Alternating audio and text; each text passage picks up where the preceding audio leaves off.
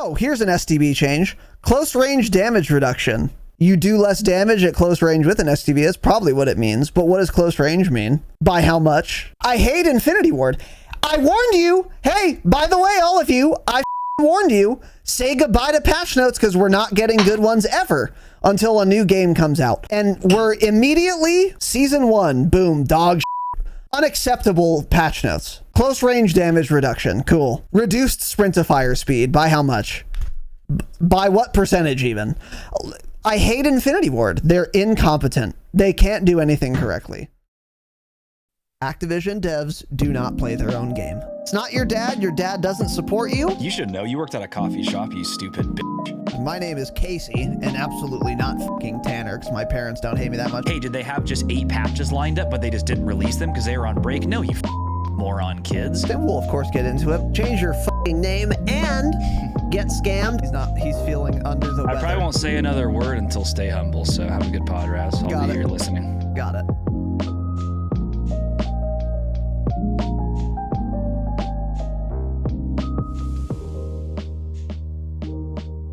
We are live. Welcome, pigs, to the Dropshot of Call of Duty podcast, episode number 280.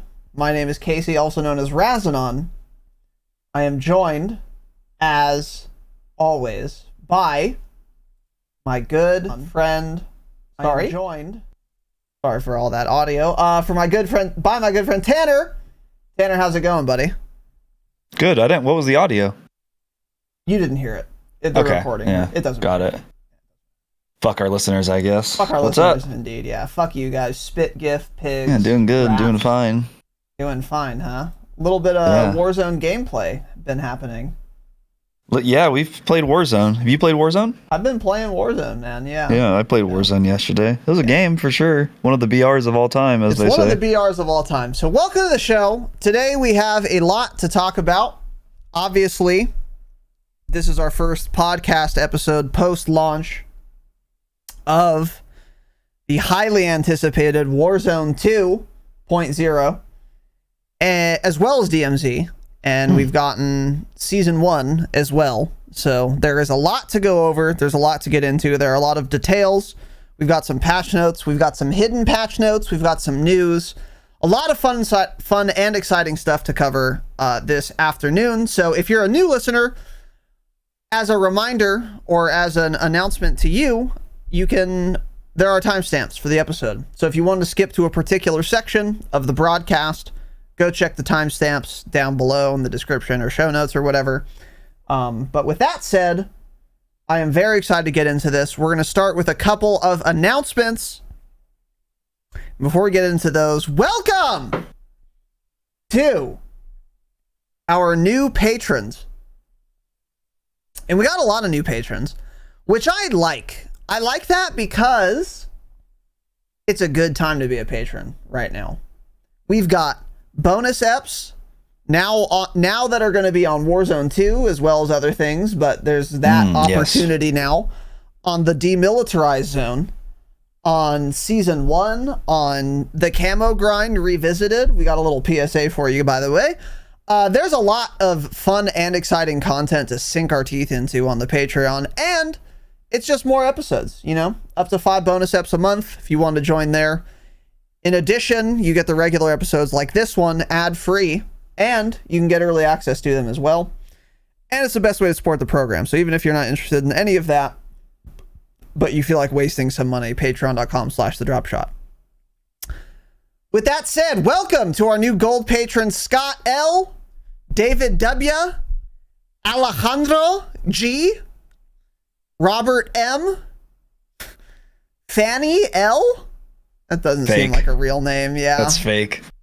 Josh S and Tyler T, our new gold patrons. Welcome, pigs. Tyler T. It's a solid last name he's got there. Yeah, I like that last name. It's a Scottish last name, I think. If I had to guess. If I had to take a fucking gander. Yeah. And the Scottish are English. Let's be honest with ourselves, right? It's England, but a little colder. and you guys are worse at talking somehow. I don't know what you want me to say, but anyway, Pig. Welcome, I thought Scottish were closer to like dog. Irish people. Are they closer to being an Englishman? I don't know culturally if they're closer, but geographically they're closer, yeah. Scotland is literally just northern England. Like, England's like a big landmass. Scotland's just like on the north top. It's literally like the Canada of England. It's their little hat, yeah. It's just a country on top. But Ireland... They're too hard to understand, man. They're very hard to... Ireland's its own fucking island, you know? Yeah. With a tiny little dot of redcoat traitorist Protestants on the northern tip. Shout out to Belfast. Enemies of the Irish. Yeah. And never mind. I don't know about these things, so just I'm fucking around. Relax. Anyway, welcome to our new gold patrons. Also, more importantly, better people or person. Welcome to our 2 new platinum patrons, Riley B and Riley B. Got it. So these are 2 accounts that signed up within 5 minutes of each other with the exact same name who were charged twice. I don't know if this is a very wild coincidence or if Riley B is wildin', but hey, you should all sign up with 2 accounts. Twice, yeah. Yeah. 2 separate accounts. It's very weird, but I'll take it. He probably thinks like the first one didn't go through or something, if I had to guess. So then he just did it again, and now they both went through. So thanks, Riley. Appreciate it, bud. Get scammed, Riley. You should just upgrade to Damascus and then cancel your second account. Because you're paying the same amount right now. That's true. You're paying $20 a month. That's true. Or upgrade them both to Damascus and cancel neither. Yearly. Annually, of course. Yeah. So Riley, thanks. Dumbass. Very much appreciate that, buddy. Our new platinum patron, X2. And a new annual platinum patron, saving some money, Wes Guns. Absolutely change it. Hate it. Very kind of you as well, sir. And thank you to all of you. Patreon.com/thedropshot. Best way to support the show. Early access, ad-free eps, and bonus episodes every month. It's the best time ever to join the Patreon, so figure it the fuck out. And thanks to all of you. Also, we got some new YouTube members, friends of the pod. Liam D, Mart S, Diesel, Ill Cavity, Biggie Smalls, Elijah N, Shifty Bobcat, and Jacob K. Welcome, friends of the pod. So that's a YouTube member. You could do that if you want. You're not going to really get shit for it yet, but eventually we're going to offer YouTube members something. But right now, it's just another way to support the program. It is helpful to us. It's better than a Twitch sub. Over time, we're going to start adding emotes and fucking other little benefits. Oh, yeah, here's another real thing members get, by the way. If you're a YouTube member, you can watch our live stream VODs. So like this podcast that we're recording live on YouTube, when this ends, it's immediately becomes members only. So if you wanted to watch, the unedited live streams, you'd have to be a YouTube member to do that. So there is one benefit there. But we also put these up on the Patreon as well. And that has the benefit of being in your feed. But I don't know. If you work from home, maybe YouTube membership's a better option for you. But you don't get the bonus eps that way. Your fucking call. But anyway, welcome to our new members. Thank you very much. We also got some donations, which is both fun and exciting. Thedropshot.com. Press the donate button. Connor K gave us $10.69 in real money. And he said, going to Cali for the first time from New York, hoping everyone doesn't have a dog shit personality like you guys. Also, is Kraft Burger a chain? That's a great question. It's a great question. So you spelled Kraft wrong. Okay, it's CRFT. There's no vowels. Vowels are cringe. Okay. And no, it's not a chain. There's one or maybe 5 or something. But There's one. There's one. There's only one. And you'll never experience how good it is, pig. Unless you came... I mean, if you're in you're going to Cali, you said. Yeah, you could be anywhere. You could be anywhere. I mean, he's going to LA. He's coming to California, so he's going to experience LA. He's for sure going to Venice, Santa Monica. He's going to be like, damn, this state sucks. Right, because he went to LA. Yes. Yeah, going correct. to LA is a bait. It is actually, it's a honeypot. It's a trap.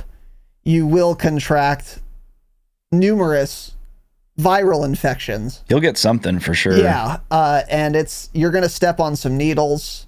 You will be accosted by a homeless, mentally ill person in a tent. You might become one. So be real careful if you're going to California. Stay the fuck away from LA. You can be in the LA area.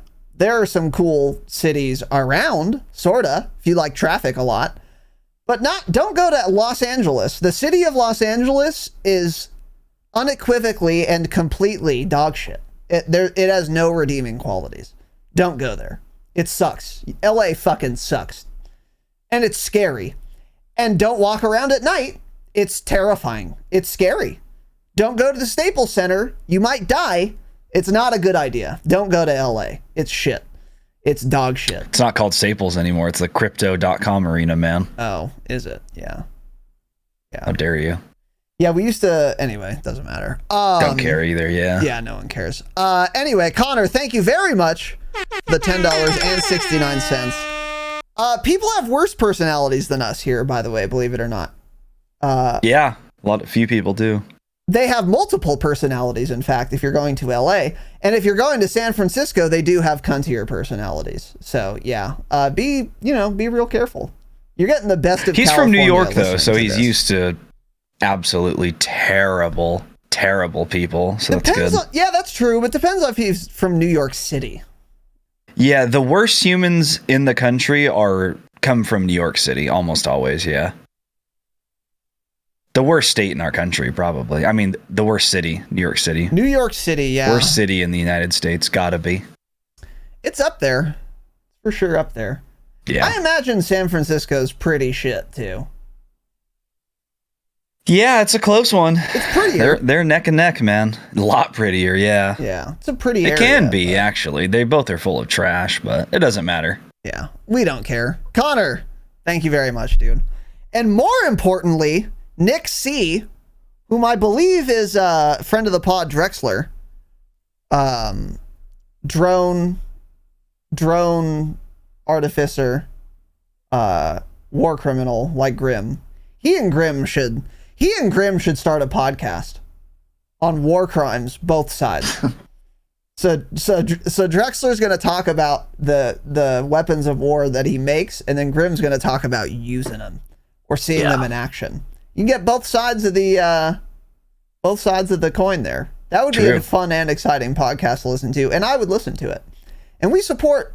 It's a joke. We don't support war crimes. They're not war criminals. Relax. Anyway, Drexler, with a 20 United States dollar donation, very kind of you, says, enjoy some Warzone launch food on me, boys. Well, nice did. guy. What Nice did guy, you Drex. got a little fucking grease wheel as your launch meal, huh? It was a frozen grease wheel, but yeah, I did have a frozen this grease wheel. $20 did not go toward a frozen pizza. I refuse. So no, you spent your own money on that. You didn't spend this money. Okay. I don't remember what I got either, but it was from this fund. Drexler, that's very kind of you, dude. We really appreciate it. We did enjoy some food. Well, I enjoyed my food. Tanner didn't. Tanner ate calories. Yeah? Spit gift pig. But I enjoyed whatever I had. Don't know what it was, but I enjoyed it. And it's thanks to you. So Drex, very much appreciated. And thank you very kindly, dude. All right. So other than that, I have one announcement. So thanks to all of you for the support. And then Tanner may or may not have an announcement. We're going to get into this fucking thing. So public service announcement. This is not 100% true, but it's like 99% true. With respect to the camo grind, for those of you who can read, just few of you, so I'll tell you, if you go to your camos and you hover over the polyatomic camo challenge for a gun, it will say, to unlock this challenge, get 51 weapons platinum. It doesn't say you need to get 7 categories platinum, for example. which is how I believe Damascus worked in MW 2019. Yeah. I believe in game it said get 7 platinum category or unlock 7 platinum camos to start getting Damascus, or to get Damascus actually. Yeah. But in this game, the polyatomic challenge, the criteria is get 51 weapons platinum. So what that means, and some guy tweeted this, I don't know if he actually confirmed it, but I'm very confident that this is true. You can ignore launchers, for example, now that we're getting DLC guns. So in season 1, we're going to have a total of 4 new weapons. The sniper and then the 3 ARs, right? Or 2 ARs and a sub? An AR, a sub. 2 ARs. What's the other one? 2 ARs, yeah. Yeah, the Chimera, the M13, a sub, and then the Victus, the sniper. So we're getting 4 new guns. So that means if you haven't started on launchers yet, for example, and you're dreading getting launchers platinum, don't do it. Just get the new guns platinum instead, and then you can get Orion without ever having done any launchers. Or if you want to do like 2 launchers and then, 2 of the new guns, or even if you just like really hate the Joker and you don't want to get double kills with that, but everything else seems easy enough to you, only do an M13 or something. You can ignore the riot shield. You ignore whatever you want is my point. Keep this in mind if you have not started on some dog shit yet. I would say launchers and melee weapons are going to probably be the candidates for guns you skip. Maybe pistols, but like you're going to have to get some pistols platinum regardless, unless you wait to season 2. Pistols are good anyways. I would just do the pistols. The thing too, yeah. The worst part for the launchers, for example, is going to be the poly challenge, which is the double kills. So I'm not even mad that I got mine platinum, because I'll do like double kills with an RPG. That'll be easy. I know a lot of people bitch about the Joker, but I feel like double kills with the Joker in Ground War will be easier than trying to do the Strela and Pila, honestly. So I feel like I would leave like the Strela and the Pila, for example, and do 2 ARs in place of that. But yeah, again, someone brought this up at the hangout this weekend. They're like, I wonder if this is the case. And we were talking about it, and Raz was like, dude, I've been thinking about that. That may be true. Still isn't confirmed. That's just what some guy on Twitter was saying, and his tweet's going viral. I don't think anyone's actually tested this, but theoretically, from the way they worded it, the way it's looking, that is the case, that it doesn't have to be a gun from a specific category. You just need X number of guns platinum, which is what, 51 you said? Yeah. So yeah, interesting. We'll see if this holds true. I don't think anyone's actually, there's any way of testing this yet. I don't think anyone's like been that close. You would have had to have been like really close, but exactly. Yeah, and like if you're really close, no one's really close. They either No Life got it already, or they're not close. I don't think anyone was like, maybe there were some people, but I don't know. Yeah, I'm annoyed though, because I don't know what to do, because I got my launchers platinum like a fucking dumbass, and I'm mad about it now, because now I'm wondering, is it going to be faster to get 15 double kills with Estrella, or to level an M13 from level 1 to platinum? What's faster? Well, you're going to want your M13 to be Poly or Orion anyways, so. If it's, yeah, that's a good point too. So maybe I just don't. It's not do a waste launchers. of time. Yeah. I don't know. And the M13 will be usable and good and fun in multiplayer, even if it's not meta in Warzone. Yeah. Which every gun's meta in Warzone. We'll get into it at some point. We will get it. Saturday, we'll get into that. Matter. Yeah. Yeah, we're not giving you a loadout because it doesn't matter. So anyway, yeah, there's a PSA for you. I'm, like I said, and based on how it works too, like if I mouse over my polyatomic challenge right now for a gun, it says like whatever, 15 out of 51. And that goes up every time I get anything platinum. So yeah. I'm almost positive it's going to work that way. So if you haven't started on launchers yet and you're dreading it, I would strongly encourage you to fucking not do launchers ever. Actually, because it's absolutely going to be faster to get any other weapon platinum than a launcher, than certain launchers, especially. Yeah, it took Launchers took me longer than anything else to get platinum so far by a significant margin. So if you were procrastinating, then yeah. I forgot that Riot Shield and Knife's poly challenge is behind kills, because I was thinking maybe I could not do the Riot Shield. I was thinking it was double kills, but yeah, it's not. We already did the hardest part of the Riot Shield, which is the 2 kills in 10 seconds. I didn't do it yet, but you did, yeah. Okay. It wasn't hard, so yeah. So we already did the hardest part for that. So yeah, it would definitely be launchers. I also don't really want to use like marksman rifles though, honestly. I don't want to do all those, man. Just don't seem fun, and there's too many. You're gonna have to, because you have to get them. You can't only get like 1 platinum.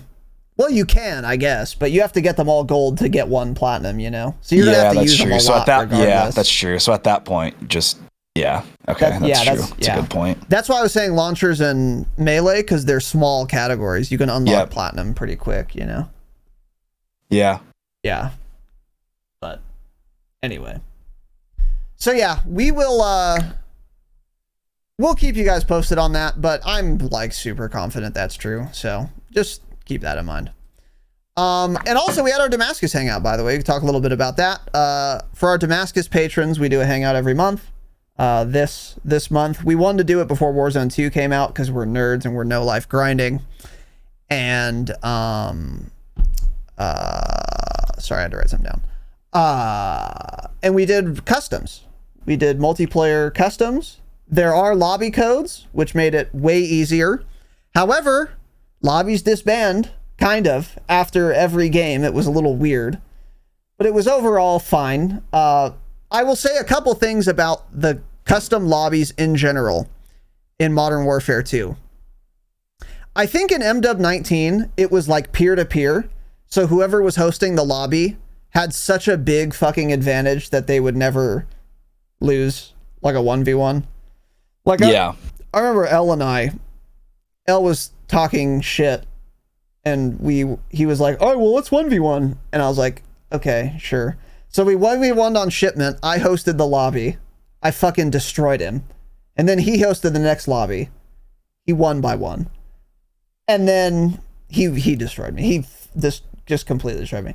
And it was very obvious that whoever had host just wins. I got the impression that's not the case with these lobbies. I think they don't do peer-to-peer anymore or something. But in addition to that, more importantly, I would say, the hit reg felt exactly the same as multiplayer, like online lobbies. And the connection and the frames and the ping, it felt like a custom lobby. Excuse me. It felt like just playing like a normal Sixes lobby, except it was only custom. It didn't have all the fucking weird dog shit that custom lobbies had in MW 19. They function really well, way better than they did in 2019. So that helped a lot, making it a lot of fun. But we fucked around. We didn't really do any rules. Sometimes we do like snipers only free for all, but this time we just said use whatever you want. You're a piece of shit if you use an STB. We did some free for all. We did some hard point. I was forced to play search. It was awful, by the way. It wasn't fun. And Farm 18 is the most poorly designed search and destroy map in Call of Duty history of all time, by the way. Jesus Christ. Yeah, that was a terrible search map. Yeah, but it was fun. It was a good time. Yeah, no, it was really fun. Yeah, the hit reg and everything was fine for me, but it usually was when we did MW 19 customs. Because usually it was one of us hosting, so we would both have good ping, but everyone else would be bitching about like 300 ping. Their shots not hitting their target for a second after they fire. But yeah, people said it felt good this time. Felt really good for me too. So yeah, I was pleased with that. A lot of customization. Seems like there wasn't a player cap either. I don't remember if there was in 19, but like we were playing search and destroy like 8 versus 7 at one point, and I don't even know what the max number of players in the lobby was. It just kept letting people join. Yeah. So yeah, that's true. It was cool. It was no issue. A lot of fun. Yeah, maybe we'll do that again next month. Who knows? Everyone really enjoyed it. I had a lot of people come in and out, so we'll see. Maybe we'll do it again. Up yet? I don't think so. I was literally thinking about that this morning. Haven't seen anyone talk about it, so I doubt it. Yeah. As soon as we're able to do Warzone customs, we will probably do them. for our next hangout. Yeah, but the issue with that is there's probably not going to be like a smaller mode, so it's like it'll be 20 people on Al Mazrah. Yeah, that'll be miserable. Because that's why I was wondering about. I'm like, oh, that could be interesting. I was like, oh wait, yeah, true. No, it wouldn't. Because we'd have a big circle with 20 people or so. I forgot about that. Yeah, you're right. Yeah. So we'll look into it. We'll see. Maybe they have some tailoring we can do. I doubt it, but anyway. Yeah, the Damascus Hangout was a lot of fun. And thanks for all of you who were there. And then last announcement, there is a podcast, First Person Creator Showcase, hosted by friend of the pod, longtime listener and supporter, Aussie Menace. I'm going to be on it. I'm going to be a guest on Saturday. A date. Was that the 21st? Saturday? Yeah, this Saturday. It's the 19th. The 19th, which is what I said. At 7 p.m. Pacific time. So you can go to my Twitter. Ozzy will tweet something and I'll retweet it. I don't know if he hosts it. I don't know if he records it live. I think he does on Twitch. I haven't checked it out. I've been busy and I just haven't checked it out. But I've heard good things about it. And I'm excited to be on there. So if you wanted to see that live or recorded, I'll be retweeting that shit. You can find him on Twitter too. I think it's just AUSSIEMENACE. And check that out if you want. I don't know what it's going to be about. He's going to ask me questions and I'm going to answer them. But I'm excited about it. It's not going to be streamed here. I'm not going to put it on my YouTube. So if you want to listen, you're going to have to go to his shit, give him the analytics. But I will be there. That'll be occurring Saturday, 7 p.m. Pacific time. In the evening, obviously. So there you go. All right. Other than that, anything else, Tanner? No. Get beaten, pig. Ooh, Dr. Disrespect just announced his new Kentucky small batch bourbon. Oh, really? I'll have to try some. I would actually be down to try some. $56 a bottle. Little pricey. A little pricey. Little pricey for a Kentucky bourbon.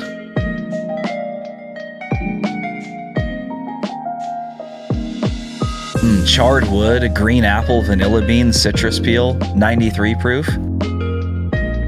Cute little label. Yeah, I'll try to pick that up. Yeah? Shout out to Dr. Disrespect. Send us some. Friend of the pod, yeah. Send us some, Dr. Disrespect. All right! Welcome! Boys and girls, to episode 280. We got a lot to talk about today. We supposedly got patch notes. Let's get into them. So, first thing we're going to talk about is, obviously, Season 1 and Warzone 2. This is a link to InfinityWard.com.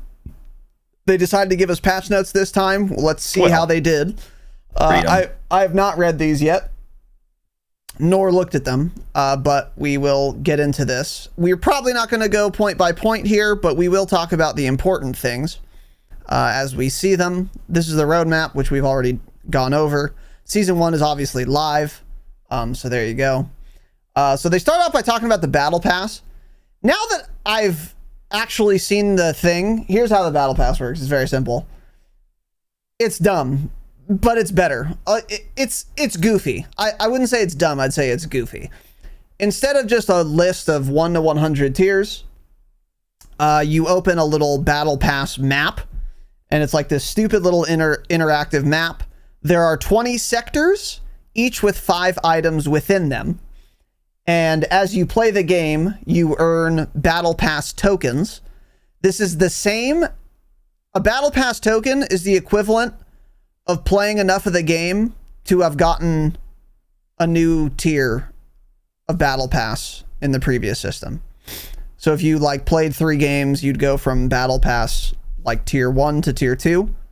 Same thing in this game, except instead of going from 1 to 2, you just earn a token.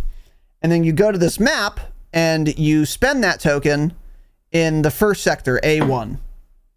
And then once you're done with A1, once you've spent 5 tokens to complete sector A1, then you can either go to A2 or A4. Any sector that's, oh my God, what's the word?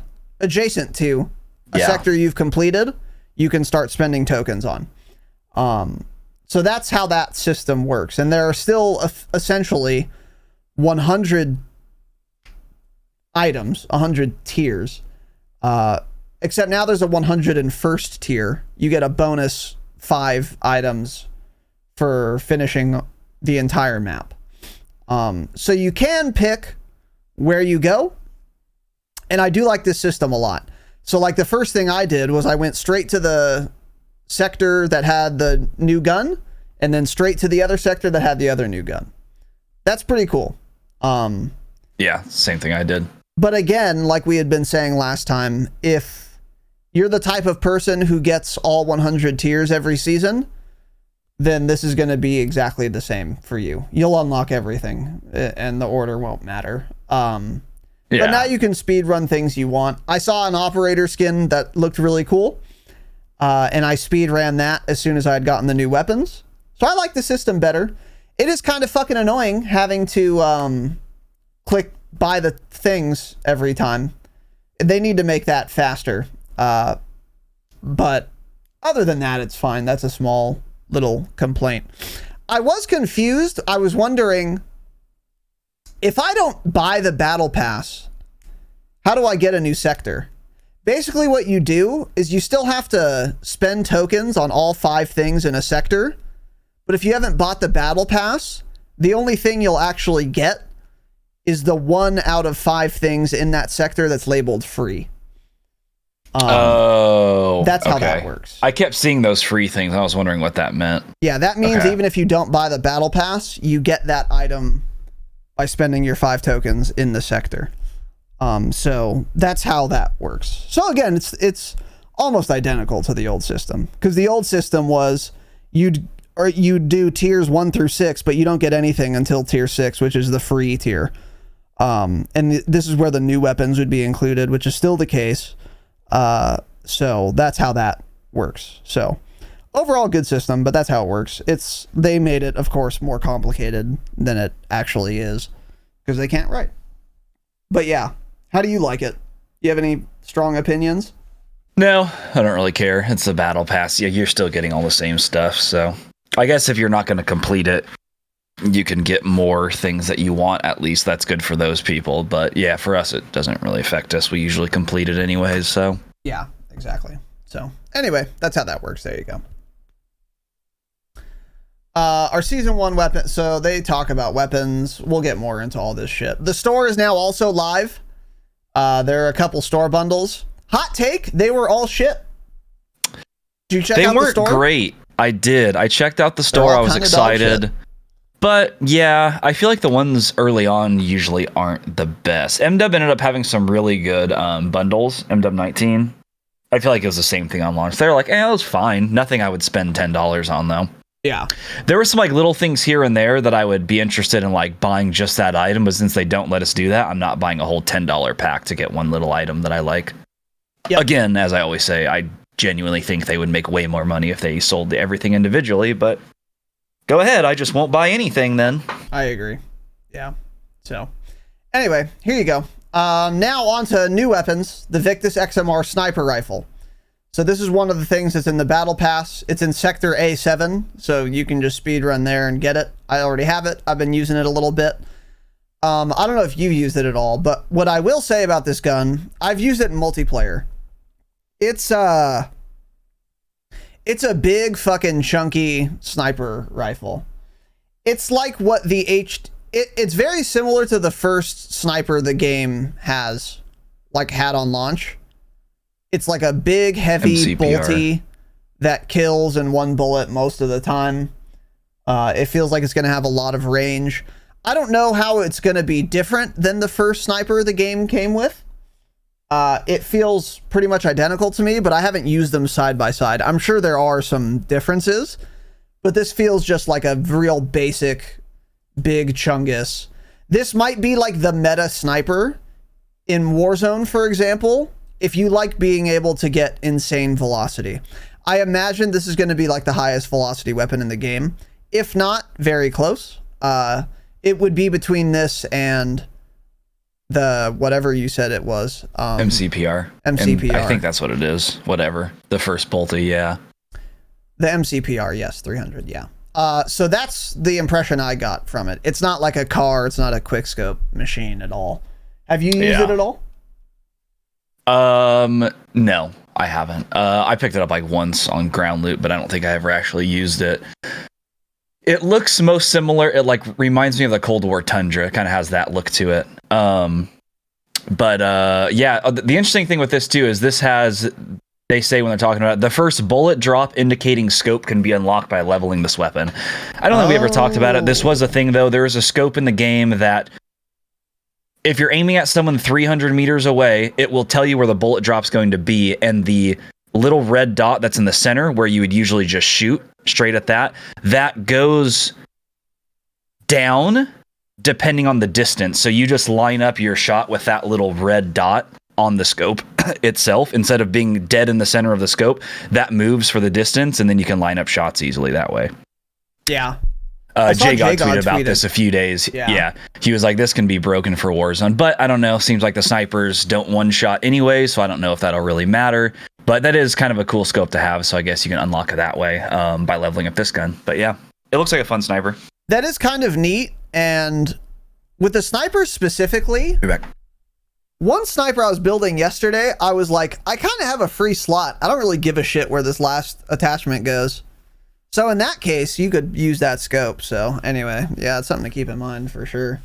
I would not use that.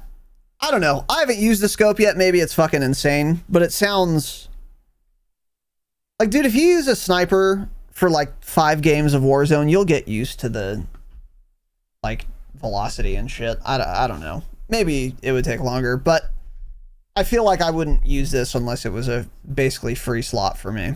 But anyway, it's an option, so there you go. Next here, the Boss P SMG. This is also in the Battle Pass in Sector A6.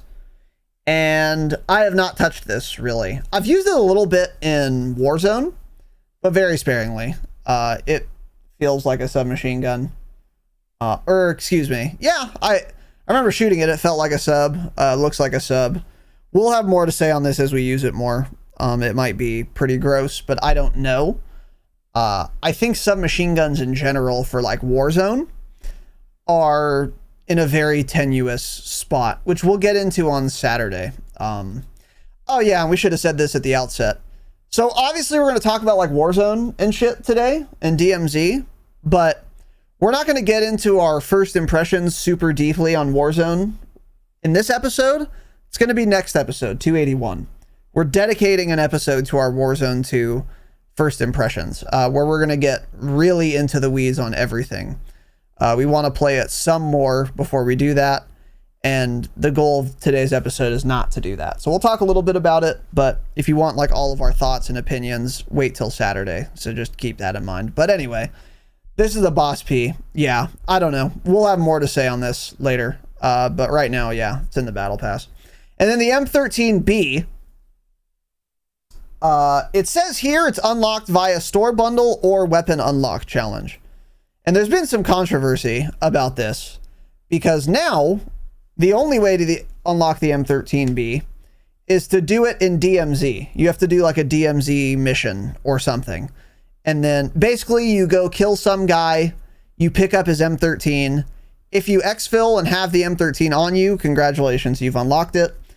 And then you could go into another DMZ match, drop that for your friend, and if he exfils with it, he has the M13B unlocked as well. He wouldn't even have to do the mission. So, in theory, all you really have to do is be holding an M13 when you exfil, and you'll unlock it. So you could like kill some other guy for it too. So this is going to be easier and easier to get in DMZ as more and more people unlock it, bring it in, and then it's lootable from them. Yeah, there was some controversy about this because people saw this blog post and they said, hey, I thought we could get it by a store bundle or weapon unlock challenge, but now we have to get it in DMZ. I tweeted about this. Tanner tweeted about this. And then some people on Twitter, some of you were like, well, actually doing it in DMZ is a weapon unlock challenge. Like, that's true. Sure. It's not what most people thought, but I'll grant you that. However, it also says they still lied Because this is a disjunction. Unlocked via store bundle or weapon unlock challenge. Okay. That means you could do one or the other to unlock it, but there is no store bundle for it. So they were still lying. Even if I grant that doing the DMZ mission is a weapon unlock challenge, I'll grant you that. They were still lying though. Because I can't just avoid that and buy a store bundle like they said I could. So yeah. Well, there'll be a store bundle in a few days, I'm sure. about replying to these tweets with this pretty obvious retort, but I thought, you know what? Fuck it. I'll save it for the podcast because I don't feel like typing this right now. But yeah, I would imagine with that said, yeah, we'll get a store bundle probably pretty soon. Yeah. But supposedly it is. I mean, Tanner thinks it's going to be difficult to get in DMZ because he's a scared pussy. Is that correct? No, I just think I guarantee you 90% of the lobby of the 66 players in DMZ are going for the M13. And it's on one specific guy and one person in the lobby can get it. It's not that it's hard. It's like you have to get lucky, be the first person there and get it. So it's like, I feel like it could literally take hours. And I saw people talking about this on Twitter yesterday. They're like, dude, I fucking played DMZ for hours, could never get it in time. So it's like, yeah, that doesn't sound fun at all. I just about guarantee there will be some sort of other unlock challenge by like next week or something. Yeah. Something in multiplayer, dude. They have to. Terrible fucking idea to do it this way. Like, make it, instead of being on a boss, make it be like some type of mission, like complete this type of mission in DMZ 3 times and you unlock it. I haven't played DMZ yet, but there are so many contracts that are like the same thing. Dude, or have like say clear 5 strongholds in one match, or like I don't know anything else, but the fact that it spawns once for one person in the lobby on one boss is a terrible fucking way to set up an unlock challenge for a brand new gun. I agree. Dirty rotten pigs. Yeah, it's dumb. Spit gif every Infinity Ward dev that thought that was a good idea, and fuck Joe Seacott and Pat Kelly, enemies of the pod. Absolutely, yeah, for sure. Cool. So anyway, Last there piece you pretty go. good though. I would say if you're like, like Tanner said, I would just wait. There will be other ways to unlock it, and even if they never do come, which is inconceivable, it'll get easier to unlock in DMZ as fewer and fewer people are going for it. So I would just hold your horses on that. But anyway, now into some weapon balancing. This is interesting. ARs increase to long distance flinch on all ARs. So this is for multiplayer specifically, or both multiplayer and Warzone? I don't know, actually. These are like the same client. Who knows? Yeah. No one knows. Thanks, Infinity Ward. I would assume this applies to both. I think so. And I like this, actually. This makes giga long range 200 meter full auto destructions like Caldera impossible if they're adding flinch. I don't know how much flinch they added, but it felt, I don't know, normal to me. Another thing this makes me think is this makes LMGs better. I wonder if it's possible that ARs have more flinch than LMGs, because you can build an RPK to be an AR. Yeah. I mean, you put a 45 round mag on it. You put like, well, that's it really. And then it's an AK in an LMG class, so it doesn't have this particular nerf, you know? RPK felt real good, by the way. So, but anyway, yeah, they've increased flinch, so I don't have any real opinions on that. The flinch felt like kind of fine to me in Warzone yesterday, so I don't know. So I'm a little confused. I assume you understand what they're saying. Are they saying at long distances, if you are hit by an assault rifle, it does more flinch than it did before? Because there's like less flinch at long. I don't understand what this means, Infinity Ward, by the way. You're right, actually. I didn't think about this. Okay, so I'm not crazy. No, you're not. It's just classic Infinity Ward notes. Makes zero fucking sense at all. I was thinking for some reason, if you're using an AR and you get shot from long distance, you'll flinch more, but that doesn't make any sense, actually. Because why would the game care? I just can't believe they word it this way. Like, say increase to flinch Dealt. received or flinch dealt, something else. It's just, we go through this every time. How is someone's job to write these notes and they make it so unclear when that is your literal job, is to write these notes that people read and understand? Yeah. So I think what this should read is increase to flinch dealt when using an AR at long distances. I think that's what this means. And that is probably a way to make snipers a little worse. It's probably why they would do this. That's my guess. I didn't realize flinch even changed based on the distance ever. I didn't either. I didn't know that was a thing ever in Call of Duty. Yeah, I didn't Is that know how it's that always either. been? I thought if you I got had no shot, you idea. would flinch. Yeah, I thought it was that simple, but silly me. So, Yeah. All right. Well, cool. anyway, whatever. That changed, whatever that means. Yeah, whatever that means. So they go into some specific weapons. I'm not reading any of these. M16 was buffed a lot, which is worth pointing out. It needed it, and it's probably still not good enough. But if you're going for like camos, this is nice. STB was nerfed. Oh, here's an STB change. Close range damage reduction.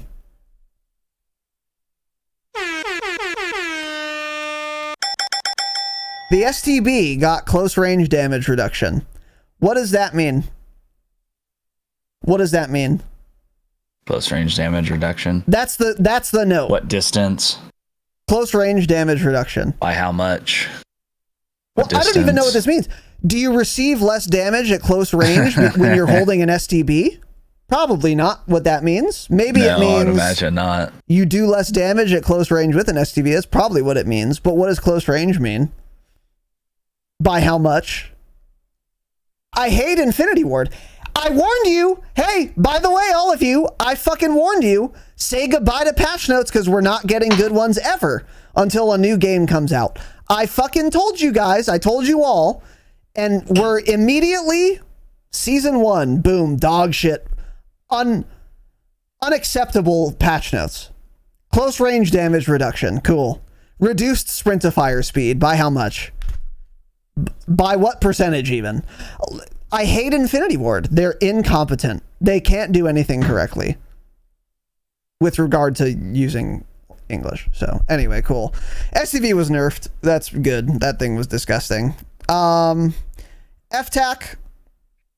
Recon, dog shit gun. Buffed. Some other changes. Again, for LMGs, increase the long distance flinch on all LMGs. So I assume that means the same thing as ARs, which means you deal more at long distance. I don't know though. Whatever. Marksman rifles, shotguns, shotguns, increase the close range flinch on all shotguns. That's probably good. Shotguns do not have much range in this game, so they should be barking up close. So I will take that for sure. Submachine guns increase the long distance flinch on all SMGs. So they're just increasing flinch on everything, which is interesting, but okay. And then that's kind of it. So, yeah. A lot of weapon balancing things, but I'm not going to get into specifics on weapon balance changes right now because we still don't even have like a meta settled. Even in multiplayer, we don't, because everyone's going for camos. There's no like dominant, super crazy gun right now, besides the SPR actually. And you know what? Was the SPR touched? A little bit. Yeah, it was. Large increase to flinch when hit with the SPR. That's a pretty good change if true. Because that was a big problem with the SPR, is that you could be farting on someone and they still one-tap you. So now, hopefully, if you're getting shots on someone with an SPR, they won't hit you. That would be good enough if this is done correctly, in my opinion. Yeah.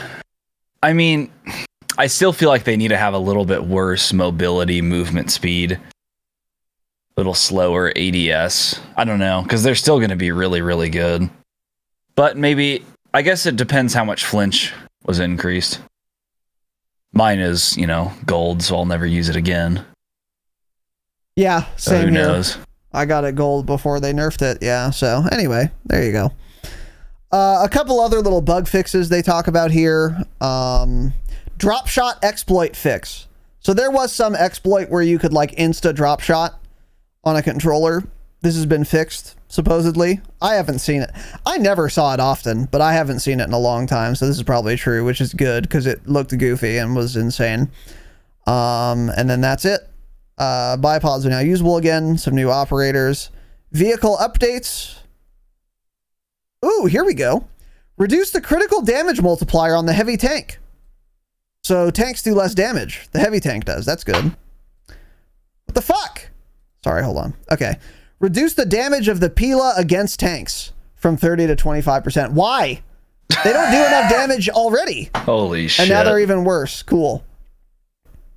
Cool. Jesus Christ. I like how, by the way, they put numbers there when it comes to the tank and Pila. They put percentage and then decimal, but for the guns that people want to hear about, like the actual guns that you use, they put no numbers anywhere. So cool. Because they don't know. I do think we'll start getting good patch notes for Warzone too, soon, because Raven is supposedly going to be posting those. Yeah. Because Infinity Ward said at one point, follow Raven for info on Warzone patches. I think the problem is Infinity Ward isn't going to give Raven any numbers, so Raven's going to do the best they can with the info they have. That's I'm my sure assumption. With the whole unified engine thing, and Raven is working on the game, I'm sure they have all the info too. I guess we'll see. I hope you're right. God, I hope you're right. But anyway. And then some other bug fixes here. Nothing really important that I can tell. So I don't care. Shoot House is now live with Season 1. So this is something we had talked about. It is a remake of MW 2019 fan favorite map Shoot House. There's a Shoot House 24/7 playlist in the game. It has headquarters, Dom, TDM, and kill confirmed in it. Cringe. And as I suspected, it is almost a complete carbon copy of the old Shoot House functionally. The only difference is that it looks different. So you're on grass and dirt instead of concrete, but it's like functionally identical. The only functional difference I've been able to tell is there used to be a wall bangable area that is no longer wall bangable. Imagine you're playing headquarters and the headquarters is in an absolute corner of the map. Okay. Now imagine you're looking at that headquarters from the junkyard. You used to be able to wallbang that and kill people that were like prone in the corner capping the headquarters. Now that is like brick or concrete. You can't wallbang it anymore. That is the only functional difference I've found. Everything else feels exactly the same. Like the layout, the angles, all that shit. There are probably a couple other very small distinctions functionally. I couldn't find them though. And I've played a fair amount of Shoot House. So what are your thoughts? I played one match. Feels good. I like how it looks. I think it's cute. No complaints, but I literally played one game, so I like it so far. Felt like Shoot House. Feels like you're playing MW 19. It really does. Yeah. All the same little strats people used to use, or they're still using them. The only thing I noticed, especially on this with the movement in this game, is on Shoot House especially, I would fly around every corner and bunny hop and, try to do a double jump, and you just can't do that in this game, so that's rather annoying coming around all the corners, but never going to change, so cool. Yeah. Another thing which I suspected was going to be true, which I'm pleased to report, is that junkyard area of Shoot House is way less overpowered in this game because of the diamonds. When people are camping that, you find them right away. And it makes that...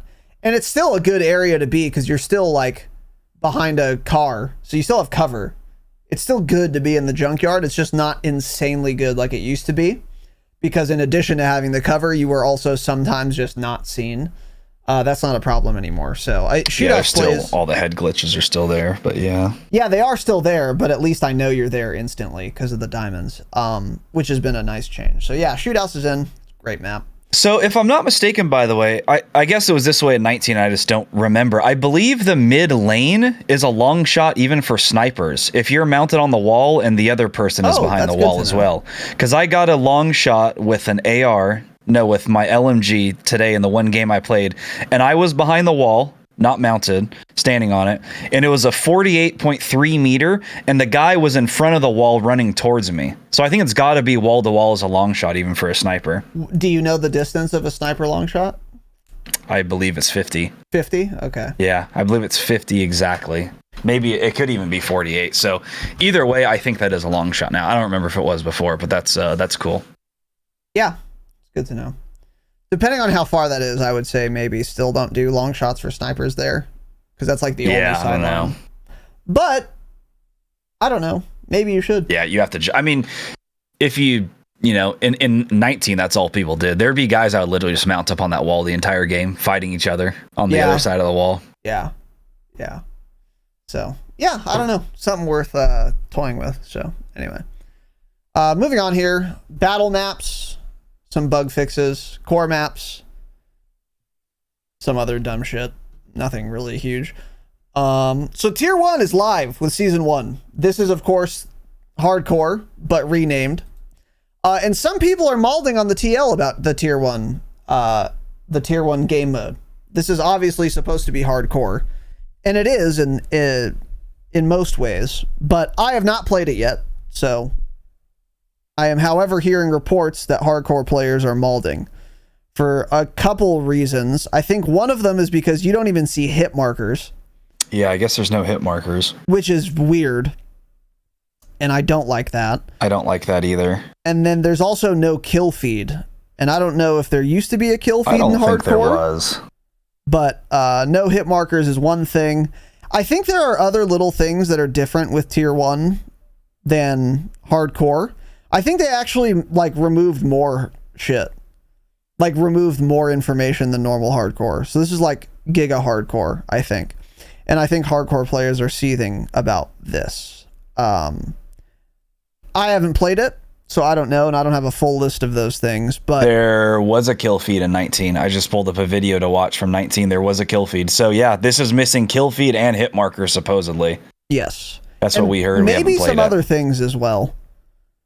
I don't really care. Neither does Tanner. This is still going to serve our purposes, which is doing pistol camos easier or something, and SMG long shots or whatever. But I mean, removing hit markers seems silly. They obviously want to make it more realistic feeling and more sim like.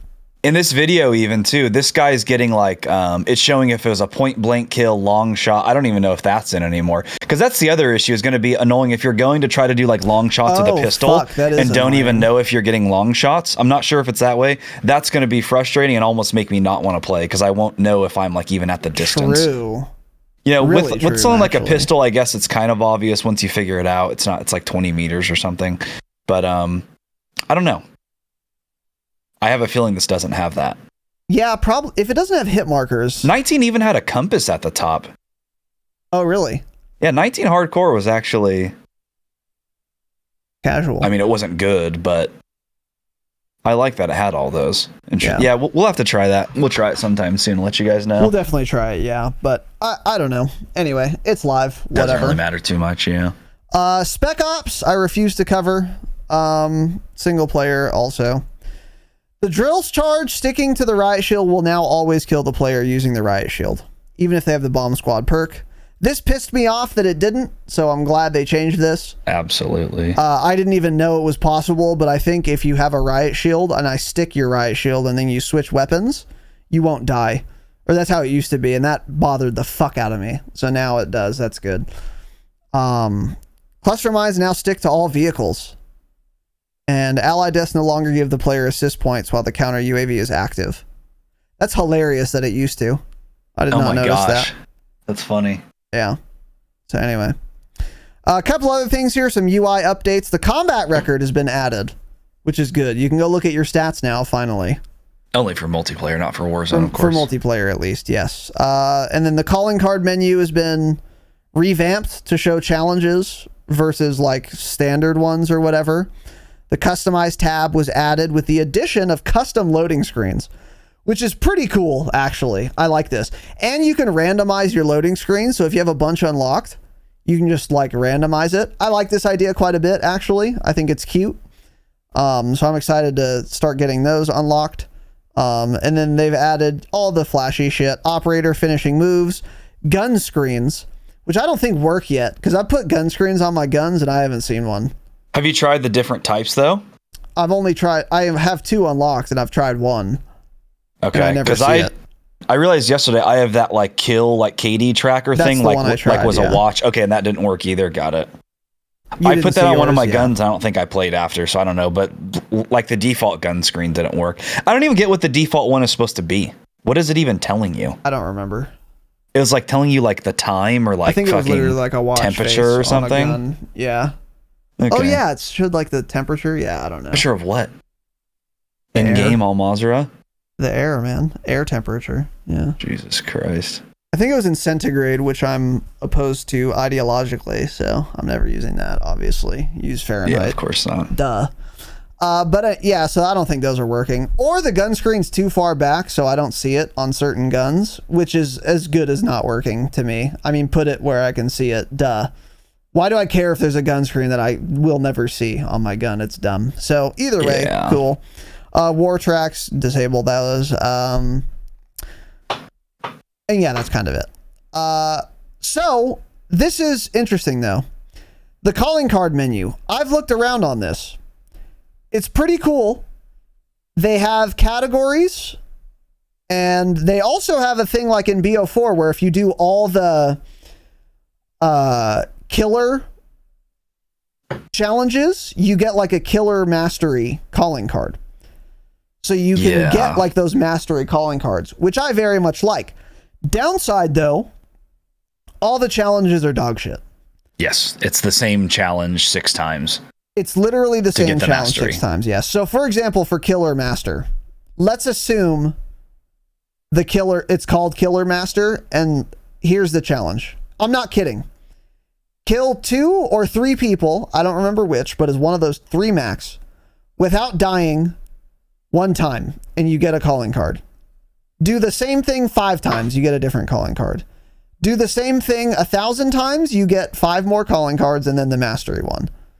So it's not really a category. It's just one challenge that they give you a bunch of calling cards for as you go, which almost completely defeats the purpose. 100%.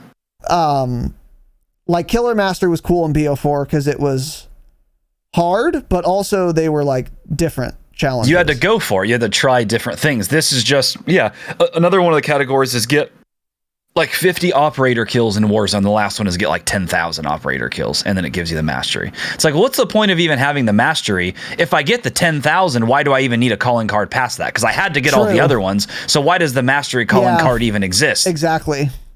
Don't like the calling cards are cool looking. Don't get me wrong, but it's like it was a boring way to implement it. I don't know. Yeah. And then some of the categories you unlock as you hit certain prestiges too. So it's like I don't even think you can start some of them until you're like prestige 3. That's correct. Yes. Yeah, I don't know. It's just Infinity Ward. It's dumb. Yeah, it's a missed opportunity for sure. Because like the UI and everything is very cool. The calling cards do look good, but then it's like the same. It's just all one track for each category. It's really dumb. I think literally every single category is just one track. So there's a long shot one. I think so. Get 1 long shot, get 5, get 10, get 50, get 100, get 1 billion, and then master. Yeah, why do the mastery ones exist? You're absolutely right. Because to get all 6, you just have to go through 5 first. Yeah.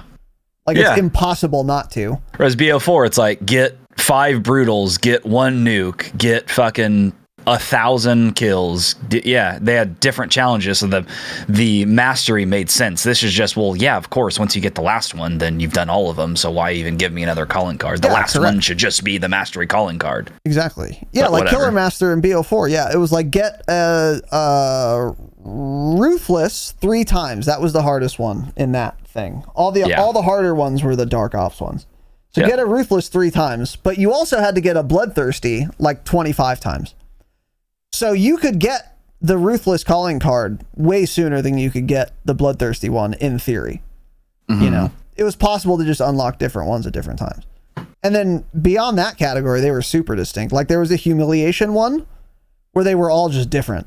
Yeah. It was like molly someone while they're doing their ult.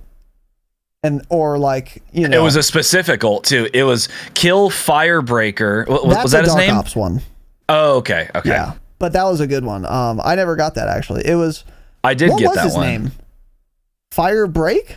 I thought it was whatever his ult was, where he's running around with the flamethrower, yeah. With the flamethrower, and you kill him with a Molotov, and you get a Dark Ops challenge for that. I got that one. It's a dope looking calling card too. Yeah, it was really cool, and it was just lucky. I just so happened to be running Molly at the time, and I threw it at a guy, not even thinking. I'm like, oh shit. But yeah, BO4 had the last good, I think, challenge system we'll ever see in a COD. Absolutely. Yeah, I don't think we'll ever get a good one again. But yeah, anyway, whatever. Still better than nothing, I guess. So there better you go. than nothing. The calling cards look cool. Shout out to Joel Emsley, friend, I guess, of the pod. Good job on the calling cards. Sorry that the other developers that choose the meanings for the calling cards, I assume, did a shit job at it. But the calling cards look great. Yeah, they do. A lot of animated ones too, which is good. A lot of animated ones. Yeah, a lot of animated ones. I mean, if someone equips it, it doesn't matter. I won't know what it means. I don't know, but cool. They look dope. Yeah, there you go. So anyway, next is the CDL Mosh Pit. This was supposed to be coming in season 1. It's not. It was too buggy or whatever. But it should be going live fairly soon. Treyarch tweeted a statement about this, but there were some issues, so they decided not to launch it. And kudos to them. Don't launch things if they're not going to work. Obviously. But so they've done that for the CDL Mosh Pit. Not a huge deal. I don't personally care, but it should be coming pretty soon. So there you go. Today's podcast is sponsored by Kolosseum. Kolosseum is the fantasy football of Warzone, and users can enter the Friday freebie contest for free. Things are a bit weird right now with Warzone 2 coming out, but we talked to the guys at Kolosseum. They're going to have that thing pumping very soon, maybe even this week. Go to their website and find out. It is, as I said, fantasy football for Warzone streamers. Many of you are already familiar with it, and here's how it works. You will pick 6 streamers while remaining under a salary cap on the website. They will earn you fantasy points based on all their kills/victories. And the top 5 dream squads with the most fantasy points win a percentage of the pot. And new signups increase the free $75 prize pool by $5 up to $150 every week. It is free to make an account. It is free to enter a contest. You can run it back every single week, build your dream squad, and you can earn real money at no cost to you. Go to KOLOSSEUM.co and make an account. Use creator code DROPSHOT. Enter as many contests as you want. The Friday freebie every week, you can enter it for free again and win real money. It's a win-win situation. And we've also got some fun and exciting little Kolosseum events coming up, but more on that later. Once again, KOLOSSEUM.co. Make an account, use creator code DROPSHOT. Win some cash, spend none. Okay, now on to Warzone. So there's a Warzone section also.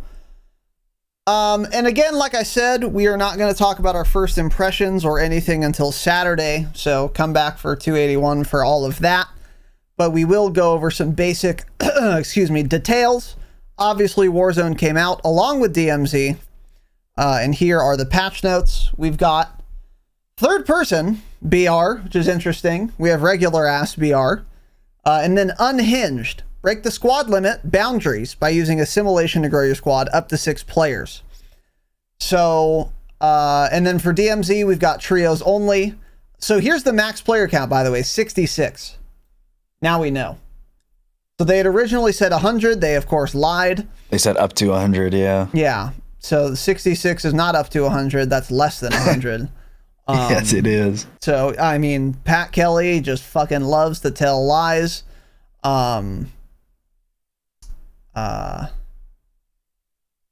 Damn, never mind. And yeah, it's cringe. So assimilation up to 6 players per squad. So let's do this.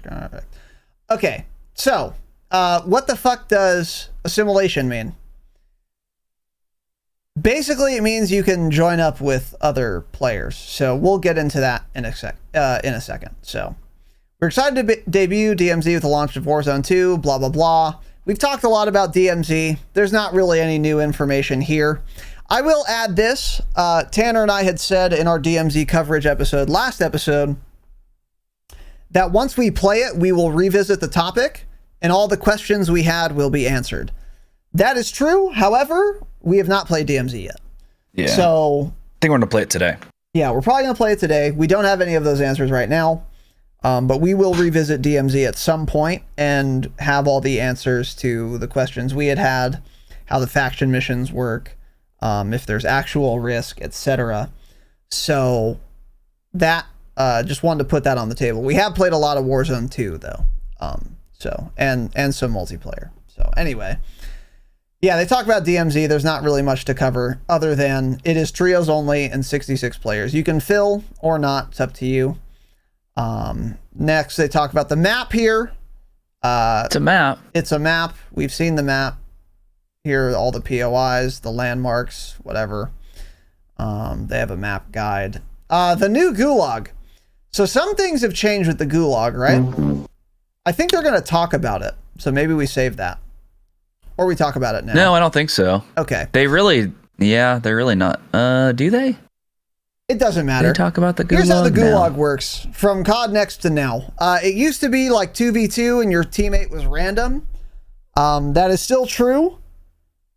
But also, there's a jailer that comes out who's a juggernaut, basically, after a set amount of time. And then the jailer will just randomly start shooting at anyone so that someone dies. And then the Gulag ends. And then a team wins. It's a terrible, awful, dog shit design. Another thing I'll say, by the way, is that I thought you would load in with a pistol and then you could go loot a gun or something. I've never found a gun. I found tacticals and lethals on the ground to loot. I have not found a gun once. So I don't know if that's true. If it is, I don't know where they are.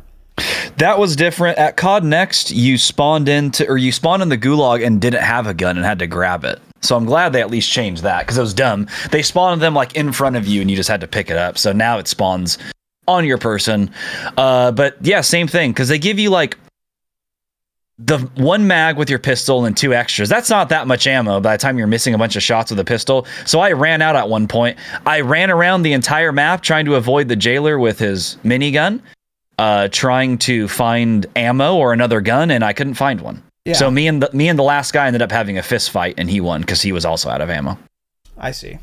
So I don't think there are guns on the ground. Yeah. Okay. And as of right now, the Gulag, they said that before the game came out, it's only a shotgun or pistol is the only chance. And I haven't seen shotguns actually. I don't think shotguns. I have actually. Oh, really? I have. I got Jake and I in duos yesterday got the Lockwood 300. Now that I think about it, because we got 4 hit markers on a guy somehow. Got it. That's weird. Wondering how that happened. Yeah. So anyway, yeah, those are some changes from the Gulag. Not many. It's terrible. We'll get into it. But there you go. The map itself, though, is actually pretty good. I actually like the Gulag map. It's grown on me a little bit. It's not as terrible as I thought it'd be, actually. It looks like really bad. When I first went on the Gulag during my gameplay stream, and I was like looking down on it, I was like, look how bad this design is, guys. Like, look at the layout of this. It's so terrible. But the more I played it, I was in the Gulag a lot. It was fine. Yeah, it was fine. Yeah. I think it's a good map. I think it's a solid Gulag map. It's just a shame that all of the mechanics are awful. But yeah, we'll get into that on Saturday. So anyway, strongholds and black sites. We've gone over this. The Gulag experience. So they did talk about it. We went over it. New multi-circles. We've talked about that as well. The new loadout system. So I don't know if we did talk about this. I think we did. So basically how this works is, and it's kind of buggy right now. Here's a hidden patch note, by the way. Warzone's buggy as fuck right now. There are a lot of bugs. To name a few of them, if you've already gone to the Gulag, you won't get downed anymore. You'll instantly die. That is not working as intended. Some dev on Twitter said this is a bug and we're going to fix it. We'll see. Oh, did he? I didn't see that. Yeah. I assumed it was a bug. But. So that's a bug. When someone picks up a loadout, the community loadout, the icon will disappear. However, the loadout will still be there and usable, but the icon just disappears. That does not seem to be working as intended. That seems to be a bug. So that's cool. Things you ping on the map may or may not correspond to your ping in the game. So you could ping one scav, or excuse me, what is it called? Safecracker. But then it'll ping, and on the map it's the correct ping. And then you exit the map, and the safecracker over there is pinged instead. For no reason. So that's a bug. The game won't launch for many people. That's a bug. The game will crash almost on every single match. That's a bug. There's a lot of stuttering, a lot of hitching. That's a performance issue. There are a lot of problems, and there are more than that, probably. It's a fucking buggy mess, right? It's a buggy disaster. It's a real disaster. Yeah. We haven't seen a buggy Warzone experience like this since Infinity Ward was in charge at the start. Actually, like in terms of like unintended bugs, this is the worst we've seen in a long time. Yes. Caldera wasn't fun on launch, but it was not very buggy. Yeah, it worked. This is a well. fucking disaster. Yes. So this is what and to be fair to Infinity Ward, we wanted a lot of things changed, like getting loadouts right away, or like having loadouts at all. And then they added them.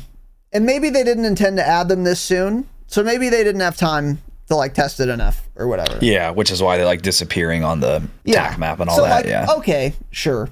Some of these bugs are acceptable. There are always going to be bugs on a launch. I can cope with that. But there are an awful lot of bugs. And the performance shit really sucks. A lot of people just like can't even launch the game. Yep. I'm not one of them, but I feel bad for those people. I feel terrible. Yep. Really sucks. I know how frustrating that is. That's not fun at all. Or crashing mid-match is very annoying too. Like you're doing real well, you just crash, and you're like, God damn it, dude. I was having so much fun for once, and then I crashed. Luckily for us, we just win the game before we crash, you know? We win so quickly that the game usually doesn't have time to crash. That is true. Yeah, of course.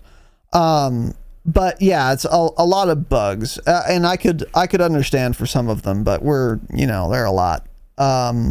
And then the server issues too, I totally understand. They're on day one, especially, there were probably so many fucking people on the servers. I don't blame the server. I don't blame them for like server lag or hitching. It's like, yeah, your servers are getting fucking worked to the bone. In literally like 2 days, that's going to go away.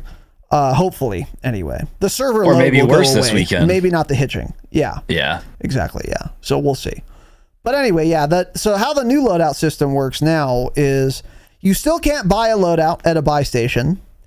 They changed how you buy weapons, which is good. Every weapon's just 5K now. Because at COD Next, it depended on how many attachments it had, and it would be like $11,462.70, depending on the attachments you had. This system was really weird. Yeah, now weren't some of them like 20K for a gun? I remember. It was insane. It was wild, yeah. So now it's like every weapon, every custom weapon you want to buy is 5K. That's good that they're standardized at least. You still can't buy a loadout. So you can do a stronghold to get a loadout, or you can just wait till the free ones drop. And they drop at a random time between like the third circle and the end of the game, basically. Yeah. Something like that. So it's not a set time every single match. I don't know how I feel about that. I'm leaning toward I don't like it. But on the other hand, it did feel kind of cheesy to come back from Gulag knowing the loadout's going to be here in 90 seconds and just waiting for it to come in. Yeah, that's true. I don't know how I feel about the somewhat randomized loadout timing. I think if they shrunk the window, I would be okay with it. But I think the window needs to be like between second and like third circle. Yeah, at a random time in that small window, the loadouts come. I think that would be a lot better. Yeah, I'm down with that. But and they supposedly have limited uses as well. I don't know if that's true. Oh wait, here. So they say this. A new mid-game public event will drop a limited number of loadout drops for players to claim. It's worth noting that an individual loadout is only usable once per player on a team, but will remain on the field for other teams to loot. So it seems like they never go away, or they're never intended to go away. But you can only hit it once, which is like the old Warzone, which is fine. The icons disappearing does not mean the loadout is gone. It isn't. It's just a bug. So it makes it hard to find though, because it makes it impossible to find. Since your pings don't stay either, you can ping something on the map and it'll be gone 20 seconds later.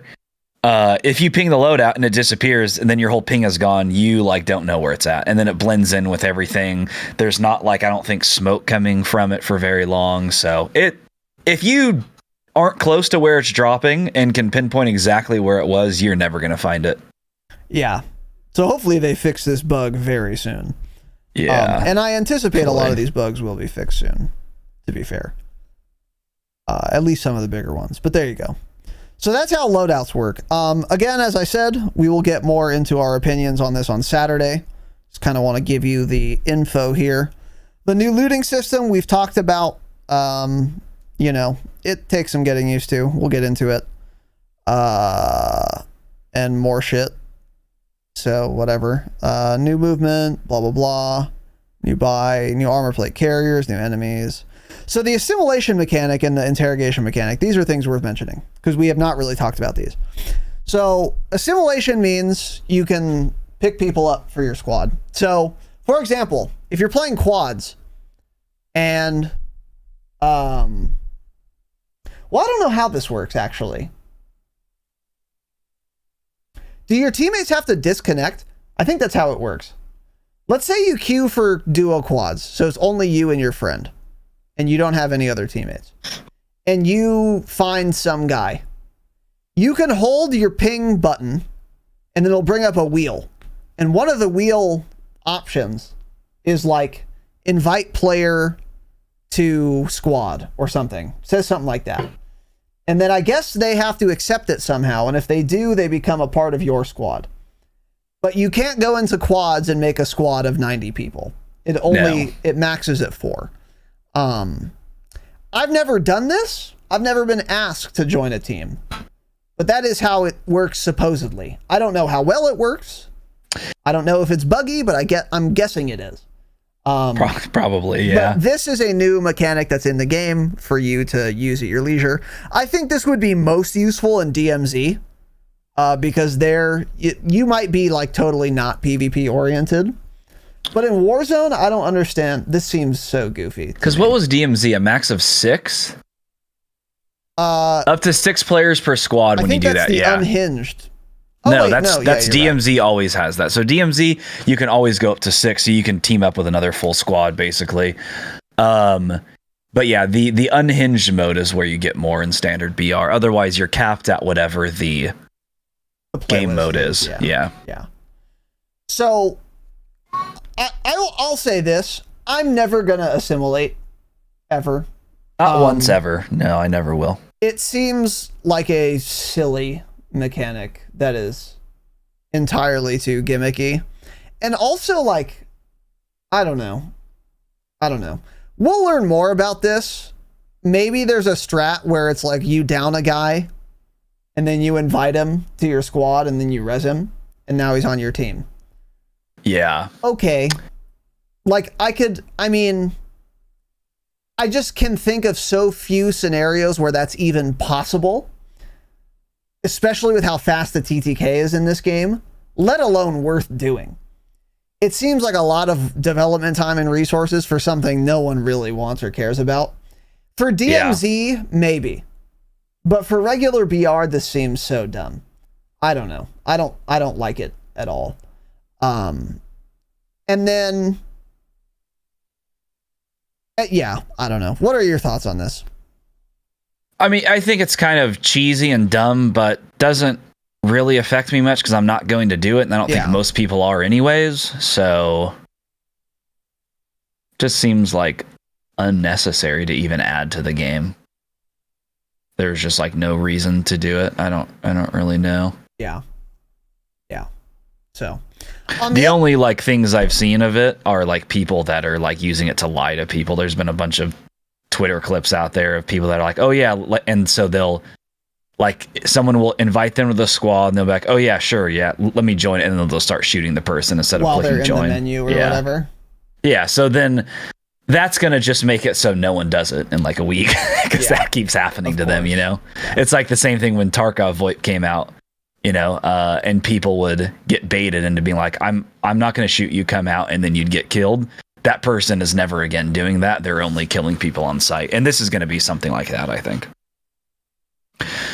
Just a wild idea. I don't know why they would even think of something like this. I feel like they thought of it for DMZ and then they said, fuck it, let's put it in Warzone too. Yeah, I mean, you're right, because this whole fucking game was designed poorly because of DMZ, basically. From the looting system, the movement. Yeah. Obviously, it was all because of one shit little game mode that they designed, and so they kind of, you know, somewhat ruined other game modes because of that. So you're right. That's the same reason Prox Chat came in. DMZ was probably the initial thought before Warzone even. Yes, which we'll get into in a second. But I want to talk about one more new mechanic from Warzone 1 to Warzone 2 is the interrogation mechanic. So here's what they say. Reveal enemy players, equipment, and earn a $1,000 reward. I didn't know that. I didn't know that either. By successfully interacting with a downed opponent before they are eliminated. So how this works is, let's say you're playing quads, and one guy pushes your building, and the rest of his team are like far away or whatever. If you down the guy, but you don't finish him, you can instead walk up to him and hold like the revive button. But since he's an enemy, instead of reviving him, it says like hold F to interrogate. And your player pulls out a knife, puts it to the guy's throat in some goofy interrogate animation. And then it's probably like a full second. You hold it there. And then once that's done, the guy isn't dead, but all of his enemies are basically all of his teammates and all of his equipment and his team's equipment, so this is claymores, prox mines, etc., are essentially hit by a snapshot grenade, in addition to pinging on your mini-map for like 3 seconds. So it's pretty good. Pretty valuable. It's a really good mechanic to do. I would try to do that every time we down someone. Every single time. I'd be like, don't fucking finish him. Let's do it. Because it's also just so rude. That's my biggest reason for doing it. It's so rude, and you just shit talk the person as you're interrogating them. Where your teammates at, bitch? And you're yelling at them. They're screaming at you, calling you gamer words. It's great. Yeah, it's fantastic. And one question we had about the interrogation mechanic is, how is anyone ever going to get this off when you can just give up? But they added a pretty decent delay. So if you want to give up, you have to hold that button for like 3 seconds, like a pretty long time. So if I down someone and they're really close to me, they quite literally won't have time to give up. They'll be forced into the interrogation if I do it right away. But you can give up mid-interrogation. So if they start the give up before you start the interrogation, then they're going to give up like halfway through it, because that happened to us. Oh, really? Yeah. I'm pretty sure the give up timer is like double the interrogation one, but they can start it soon enough. Yeah. I'm not sure, but yeah, I don't know. I seem to remember giving up taking a lot longer than finishing an interrogate. But in any case, that's a good way to get around that. You can get them off for sure. And they're worth doing if it's safe to do so. And I like this mechanic. I think it's cool because it's a great mechanic. It's kind of risky to interrogate someone, but there's also a pretty good reward. But the reward isn't too crazy either. So I think this is like actually pretty well done, surprisingly. Yeah, this is an odd mechanic I would never think to add, but I actually think I personally like this one because $1,000 too is pretty good for a map that generally doesn't have the most money on it. So you guys, down 2 people playing in trios, 2K, that's pretty damn good. That could be like the difference between one of your teammates getting a custom gun or not at a buy station. Exactly. Yeah. So I like it. So yeah, it's a cool little mechanic. And then it pairs very nicely with this next new feature, proximity chat. So I'm not reading this. You guys know what that is. You can now do prox chat. So you will now, it doesn't work well. Basically, how I understand it is, if an enemy is talking in prox chat within 50 meters of you, it'll sound like you're in a Discord channel with them. Yes. There's no direction. There's no like difference in volume depending on how close they are. You'll just either hear them or not. Yeah, they're just they're deep in your ear. Yeah. So that is annoying. But it's really fun. Because you can interrogate someone and say, you're dog shit, kid, you're awful, spit gif, fuck you, whatever you want to say. And then they're like talking back to you, and you know they're hearing you because you've heard them talking in prox chat. It's really fun and exciting. And it's also fun to hear enemy teams' comms when they're console players who are kind of forced to use prox chat if they want to talk to terrible implementation random for them. fill teammates, which is an awful implementation. I feel bad for all of them, but it makes me laugh every time. Yeah, you got fucked. They'll be like, dude, there's this one video, I think Lucci posted it. Him and his squad were like sneaking up in this area and they heard people VoIPing. So they're crouch walking. They come around this corner and this whole team is like, oh, can you drop some ammo for me? And they're standing in a circle dropping each other ammo. And then he just yells like, surprise bitch. And they all start shooting them or something. But they had no choice. They were talking in prox chat and like they don't even realize it. Yeah. That's what happened when I was being super toxic to that guy yesterday, and I was shit talking him, and he thought I was his teammate because he forgot prox chat was a thing, and he was so confused he thought he was talking to his teammate, and his teammate was being rude. Smile, it was me. Yeah. So I feel really bad for those console players. Another thing here, by the way, that we skipped over, I just want to make a note of. It does talk about the armor plates. Players who have a maximum of 3 armor plates equipped will be resistant to damage that would otherwise down them in one shot. So that is obviously intended, and we may never get one-shot snipers in Warzone again. Yes, that is intended. Which is a little cringe. So I was watching a stream yesterday. I was watching Jake actually when my game crashed. Smile. And we would have won the game if I was there, but unfortunately I crashed, so we lost. Well, yeah, surely. So anyway, Jake was full health with 3 plates. He got headshotted by a sniper. It removed all of his plates and set his HP to literally 1. So that's how it works. If you've taken any damage, a sniper headshot will kill you. But if you're completely full health plus 3 plates, you will not be one shot down. So keep that in mind. If you have an armor vest, have all 3 plates on at all times because it will save you from getting doinked. Because the way that it works is like the quality of life change we ended up getting in Caldera, where when you fill up a plate, it does one whole plate no matter what. So there will be times where I did that about 2 times yesterday, not even thinking that actually, because I'm like, you know what? I have like 2 and 90% of my third plate. I'm not going to waste a third plate. If I had gotten hit by a sniper, I would have been down. Yeah. That's a good call. Should always plate up. And there's plates fucking everywhere. So, and you can carry 30 of them if you want. You can carry so many. Yeah. So, yeah, that's another thing to keep in mind as well. With that said, I still think snipers are quite fucking good. At least for now. Tanner and I were playing some duos before we got into quads yesterday on launch. We won all of our games, of course, but the one game we did win, we were both sniping, and it was working well. And I would say the vast majority of my headshots were on people who were not full health with 3 plates. I got a lot of one-shot downs. Like a lot of them. So it was not... Most of the time, I was killing people. Now, as the game goes on and people learn this, that you'll get fewer one-shot downs with snipers, probably. But there are going to be plenty of times when people are weak or they don't have an armor vest yet. And I think sniping is still worth it.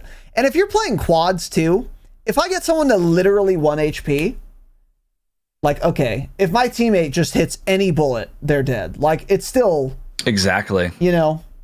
So if you want to make snipers not be one-shot headshots at all times, I think this is the best possible way to do it. Is like, if they take any damage, they're dead. I think that's a good way to kind of please everyone, although many people still want them to just be one-shot downs. I don't know where I land on that yet. Yeah, I would like them to be one-shot down because that's a more rewarding feeling when you get one. But at the same time, this system not being a one-shot down is way better than what we had in Caldera, because there's still a reason to run snipers on Al-Mazrah. There's a really big reason, which is having a high zoom scope, being able to hit shots at distance.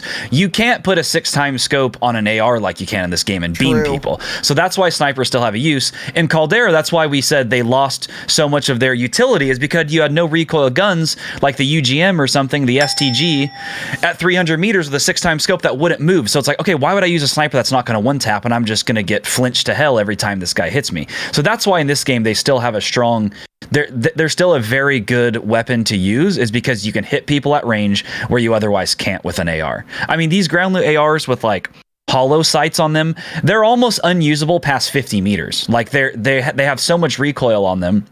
And you're going to end up using these guns a lot.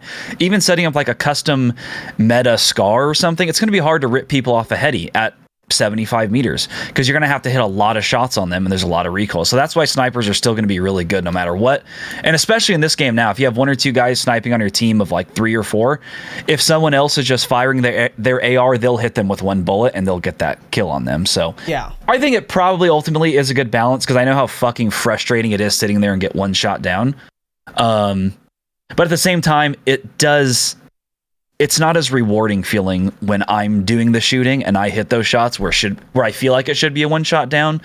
But I don't know. I think overall I'm going to like this system, as long as Raven doesn't come in and make every gun have no recoil, and then we keep the snipers not ever one shotting. They'll be utterly fucking useless. Exactly. Yeah, I think you hit the nail on the head there. I agree completely. So, we'll need to play more, see how the meta evolves. But for now, I think I'm okay with it. So.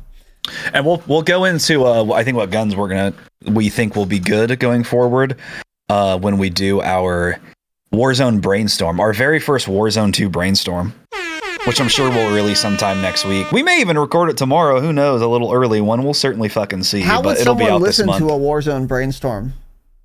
I would imagine you go to patreon.com/the Dropshot and sign up at the Obsidian tier. I think that's the only way to hear it. Yes, that's correct. Yeah. Just kidding. You can sign up at Gold and hear it. You can sign up at Gold if you're a real piece of shit, and you can hear our bonus episodes. Yeah, we do Warzone brainstorms. They're very fun. And we will be doing one this month for sure. So anyway, yeah. Moving on, new perk packages. So you can't pick your own perks. All you can do for your custom classes for your loadout is pick a perk package. And they have names, and they come with pre-set perks. I was shocked by this. I was wondering why this was happening. I was wondering if I was missing something. I'm not. You cannot pick your own perks right now. You can pick your own perk package, but literally none of the packages have everything I would want. So I don't know. That one is perfect, yeah. None of them are perfect, yeah. So I don't know if this is just always going to be the case, if we're never going to be able to pick our own perks. I suspect we eventually will be able to, but not a lot of people are bitching about this, which is surprising somewhat to me. But once they fix other issues, I think then eventually the focus is going to be on this, and they're going to say, hey, give me my own fucking perks. Because if you're crashing every other game, you're going to complain about that first, right?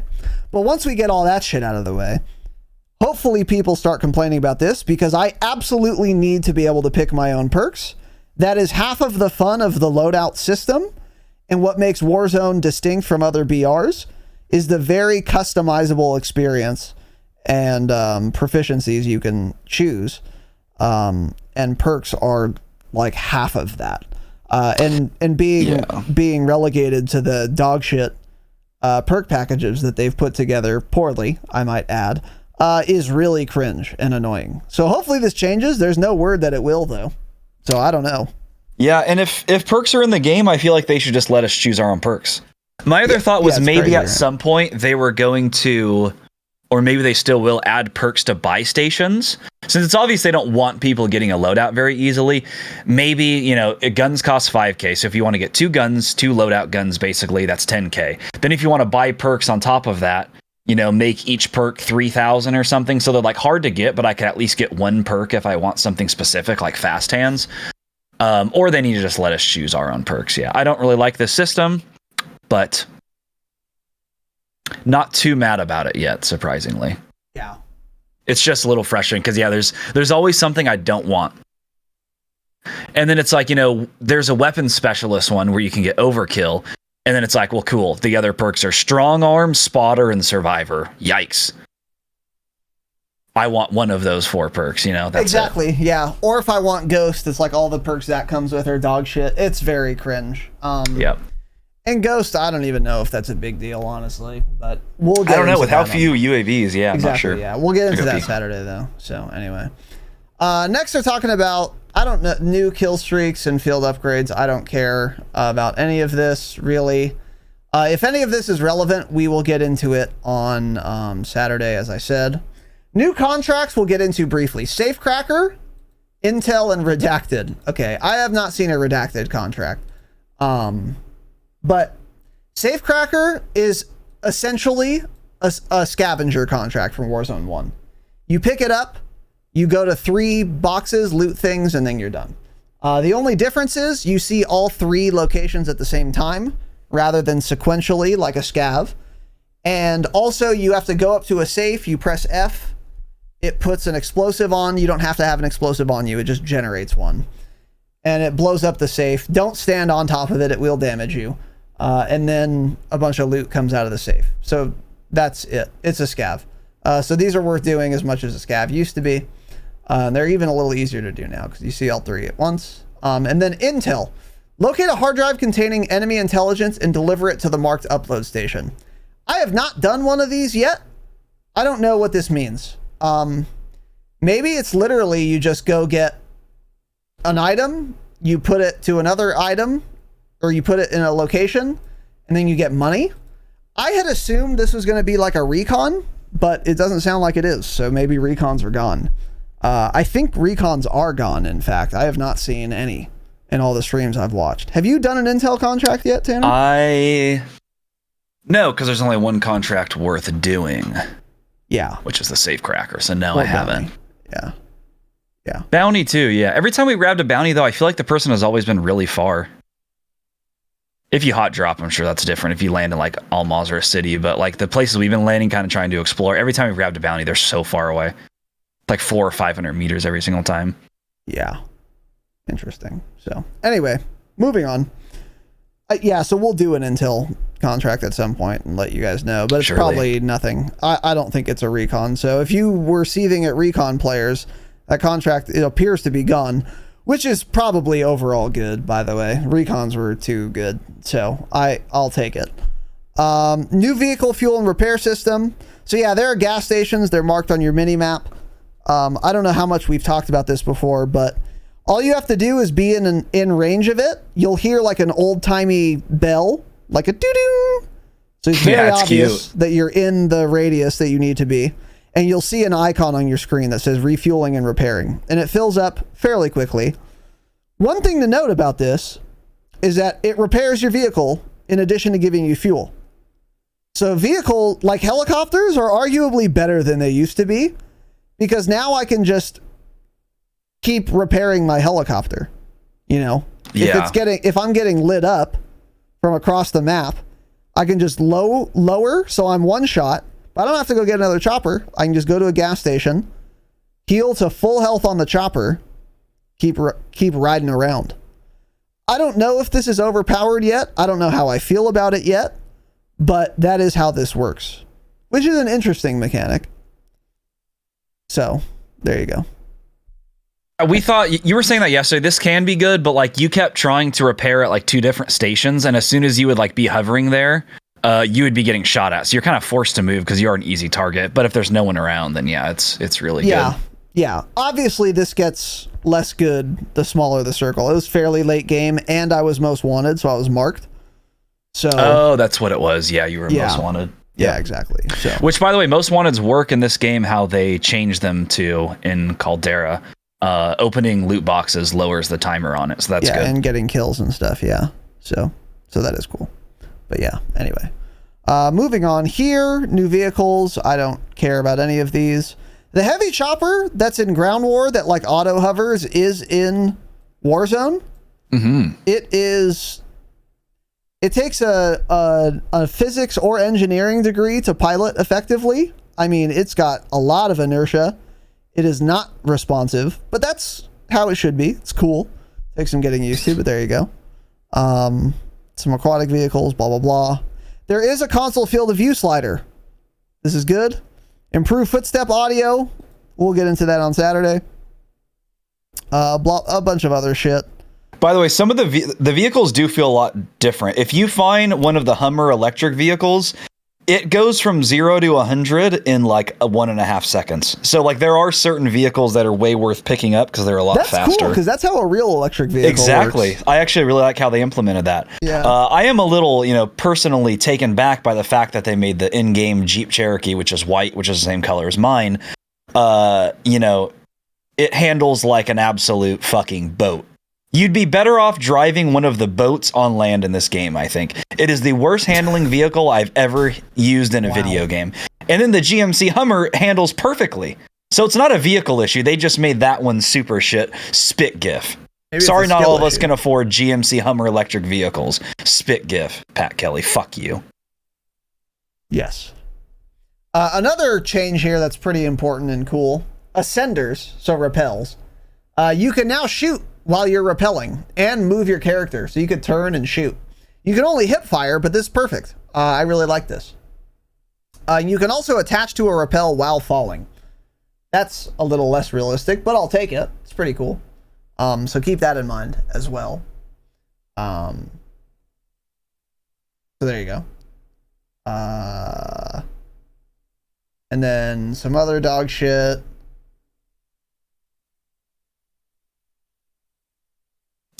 Oh, there's some backpack behavior PC settings. By default, you hold the scoreboard key to stow and interact to equip. Now you're able to set a different keybind for stow. Okay. Gyro aiming. I don't have a gyroscope, so I don't care. Backpack behavior mixed. This makes it possible to use the backpack with toggle and hold. So cursor or no cursor. What does that mean? Huh? Yeah, I don't know what this means, so whatever. Oh, let's go! Ledge hang behavior. This option changes the inputs required to perform a ledge hang. Oh. Maybe we can stop ledge hanging now, dude. Well, then what happens? You think he just auto mantles over? I'm hoping. We gotta do that right after this. Dude, please remind me to do this also. God, I hope that's how it works. Yeah. I'm going to set ledge hang to fucking scroll lock so I never press it. Yeah. Ooh, yum. Yum, if true. Hopefully that works. We will keep you guys posted on that. So, and then they say looking ahead, dog shit. So overall, dog shit patch notes. We already knew most of this. The things we didn't know, they say STB made the sprint-to-fire slower, XD. So typical trash Infinity Ward patch notes, but there you go. So that is that as far as the official patch notes. Here's a tweet from Charlie Intel that was tweeted on the 10th of November. I don't know if this is real. I've never seen it. Yes, this is real. Yeah. This is real. Yeah. I'm pretty sure we talked about this last Thursday. I don't remember. Here's the tweet. There is a nuke in Warzone 2. It's extremely hard to earn, only earnable in very specific ways, and is not available in every match. And no one knows how it works. Okay. So we've seen none, and no one's done it. And we probably won't for a long time, yeah. Okay. So it's kind of a non-issue. Yeah. I was kind of thinking yesterday. I'm like, I wonder what it is. I was thinking like almost. I wonder if it's like you have to be like the first squad to like clear out every stronghold and then black site or something, and then it gives you like some other specific thing. I don't know. There has to be some way. Actually, it has to be something very, very difficult. I think the first person to say it was. I want to say Lupo was the one that. Oh no, it was Shroud. Shroud said it. He's like, there is a nuke in this game, guys, but supposedly it's like really, really, really hard, and no one knows how to even do it. So interesting. Okay. Yeah, they were told that at the Infinity Ward little gameplay reveal. Yeah, so that won't matter, but whatever. We'll let you know once we see a Warzone 2 nuke. But yeah, I feel like it's going to be a non-issue. If it hasn't been done by now, it's prohibitively difficult. So it's not going to matter, I don't think, very much. But we'll see. Yeah, Raven is officially handling comms for Warzone 2, and we'll have a Trello board up here. This is good because Infinity Ward does not have a communications department, nor a grasp on the English language, really. So Raven, on the other hand, was excellent with their communication. Excellent. Not so much the choices they made, but at least I knew in great detail how bad the choices they were making were. Shout out to Raven Comms Department. Yeah, Raven Comms Department, excellent comms. They gave us the best patch notes we've ever seen in a Call of Duty game, and supposedly they will be handling comms for Warzone 2, whatever that means precisely. I don't know, because we didn't get Raven's patch notes for Season 1. We got them from Infinity Ward, and they were dog shit. So hopefully part of what comms means is patch notes. But yeah, that'd be ideal. The degree to which this will matter will depend on how much information Raven has. So if they know how much the STB Sprint to Fire was changed by, they'll tell us. My only concern is, are they going to know? Tanner seems to think yes. I hope yes. I don't know, though. But no matter what, this is going to be better than Infinity Ward doing it. So that's really good to see. Weird decision for them to make, but I'll take it. So, yeah. Well, it's because Raven's working on the game, too, so. Yeah. And there's also a Raven Trello board for Warzone 2. And this shows things. I don't even like the Trello board because they never put nearly everything on there, so it's a waste for me to look at. I agree. It's like it's a waste of your time because you don't put everything on there, so then people go and look and they're like, oh, maybe they don't know about this issue. But you do know about the issue, you just don't put it on the Trello board. It's just a waste of everyone's time, man. Get rid of it. Go back to tweeting, we're aware of blank issue, we're working to fix it. That's it. Yeah, I agree with you. Like, if you're going to do a Trello board, you need to, like, fully commit to doing it. Otherwise, it's a waste of your time and mine. Yeah. Like, I haven't looked at a Trello board in a year, basically, because of this reason. Because it doesn't matter. Because they just never put everything on there, so I don't actually know if the issue is known or not. Exactly. Or something will be known and it'll be on there for 3 months and never fixed. So, cool. Yeah. So. And then moving on, last thing here, a hidden patch note. And I told you this is going to be important, and I told you specifically Exclusive Ace. And guess what? Here we go, baby. Hidden patch note from Exclusive Ace. Told you. He tweeted this morning. Bad news. I started doing my MW2 post-patch footstep testing, and when I analyzed the audio peaks, from the exact same test with the exact same audio settings, it appears footstep volume was increased by roughly 75%. And another thing I warned you about with Exclusive Ace was this. You should take his word for it with respect to the data, not with his opinion. So how would I change this tweet? Good news. And then everything he said. Not bad news, good news. 75% louder footsteps. I will take it. And I'm happy with it. Have I noticed this? No. I sure haven't. But I haven't been playing multiplayer with sound on since the patch, so I wouldn't have noticed it. Yeah, you wouldn't notice. Yeah, so no. So no, I didn't notice it. I played Shoot House for one game and didn't notice it. So I don't know. I think more than anything, the sounds were inconsistent. I think that's what the biggest issue is you would hear people above you and below you, but not behind you. That was the issue with the audio. It wasn't like directly like the level of it, because as I'm saying, you can hear people above you so clearly. In Ground War, you can hear people running up the steps two floors below you.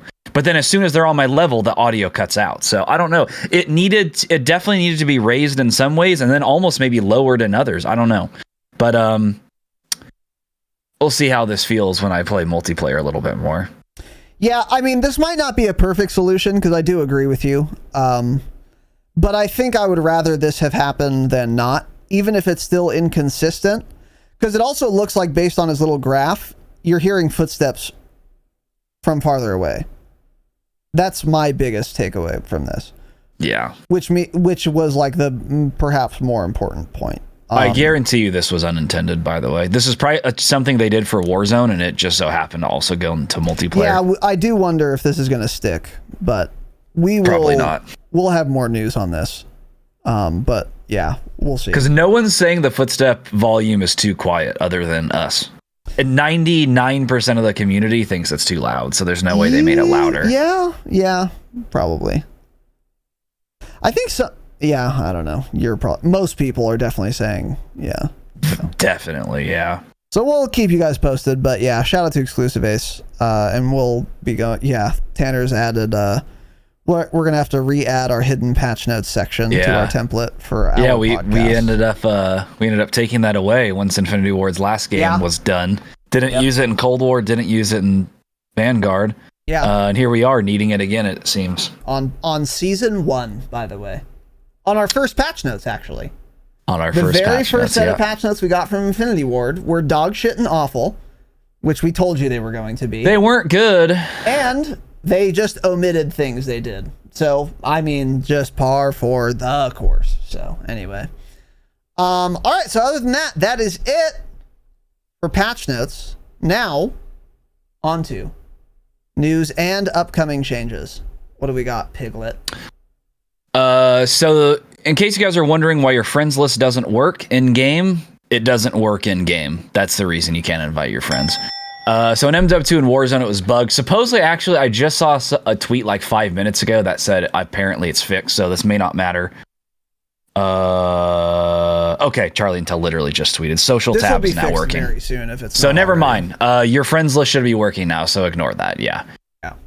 Next up here is another tweet from Charlie Intel. We kind of already talked about this earlier, but originally they talked about the M13, unlocking via a weapon challenge in multiplayer and other ways. And then when we got the M13 with the launch of Season 1, it specifically says in-game unlockable through a DMZ challenge or something like this. And that's it. Yeah. DMZ challenge or store bundle. So, as we talked about earlier, we're not sure if we're ever going to actually get another way to do this. We should. I would assume we will. But as of right now, there is one way to get the M13, and that's playing DMZ, killing the chemist, and extracting with his gun. Yes. Smile. Or extracting with some other guy's M13. Including a teammate. Yeah. Some other guy's M13 for sure. Yeah. But we talked about this, but this is silly. There will be a store bundle for it. Absolutely. Hopefully soon. But there will probably also be like a multiplayer challenge, I would imagine. Yeah. So I wouldn't stress it too much. So moving on here, if you ever played Warzone 1.0, according to Charlie Intel, people have received double XP tokens along with knife blueprints and some other stuff in MW2. So those will be in your inventory right now for you to use. I got like 2 hours of double XP, I think. Tanner and I both got a number of double XP and double weapon XP tokens. Yeah. I didn't check for the knife blueprints because I don't care, but I probably got those too. Keep going. Yeah. Next is the end of an era. Warzone 1 is offline. It will return as Warzone Caldera on November 28th, 10 a.m. Pacific time. Warzone 1 is now done. It's coming back on the 28th. It's going to be the same thing functionally it used to be, but it's going to be renamed to Warzone Caldera. So we're going to have Warzone Caldera and Warzone 2. We will not have any more Rebirth Island or Fortune's Keep. Those are gone forever. So that's, on the one hand, that is bad news for the gamers who really liked Rebirth Island and really liked Fortune's Keep. That was kind of, if you were a Rebirth player, that was like kind of all you played. That at least from every content creator I watched, and from many of you in Discord, in our community. It seems like if you play Rebirth, you don't play it a little. Like, that's kind of all you play. So on the one hand, it sucks because you're just like, you're shit out of luck.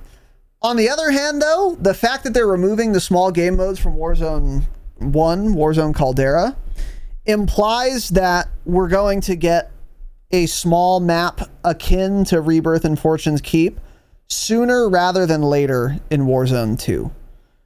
Which I'm excited about, and those guys should be excited about as well. Because if they had kept those in Warzone 1, they could have justified not making a small map experience in Warzone 2 for longer, So now I think we're going to be getting it sooner rather than later, which is good. I don't know when, but hopefully soon. So we'll see. So we got another couple modes coming. I don't think they're publicly available yet, but they are in private matches. Cyber Attack, as we know, and Bounty. Let me actually pull up the tweet itself, because Bounty sounded interesting. Let me see what it was, if I can find this quickly. What day was this tweet on? November 16th. Because when this update went live, I actually went in private matches and looked to see if like things changed, and I saw this, and I was reading it. I was like, huh. Bounty actually sounds like it may be kind of interesting. I don't remember ever hearing about Bounty before.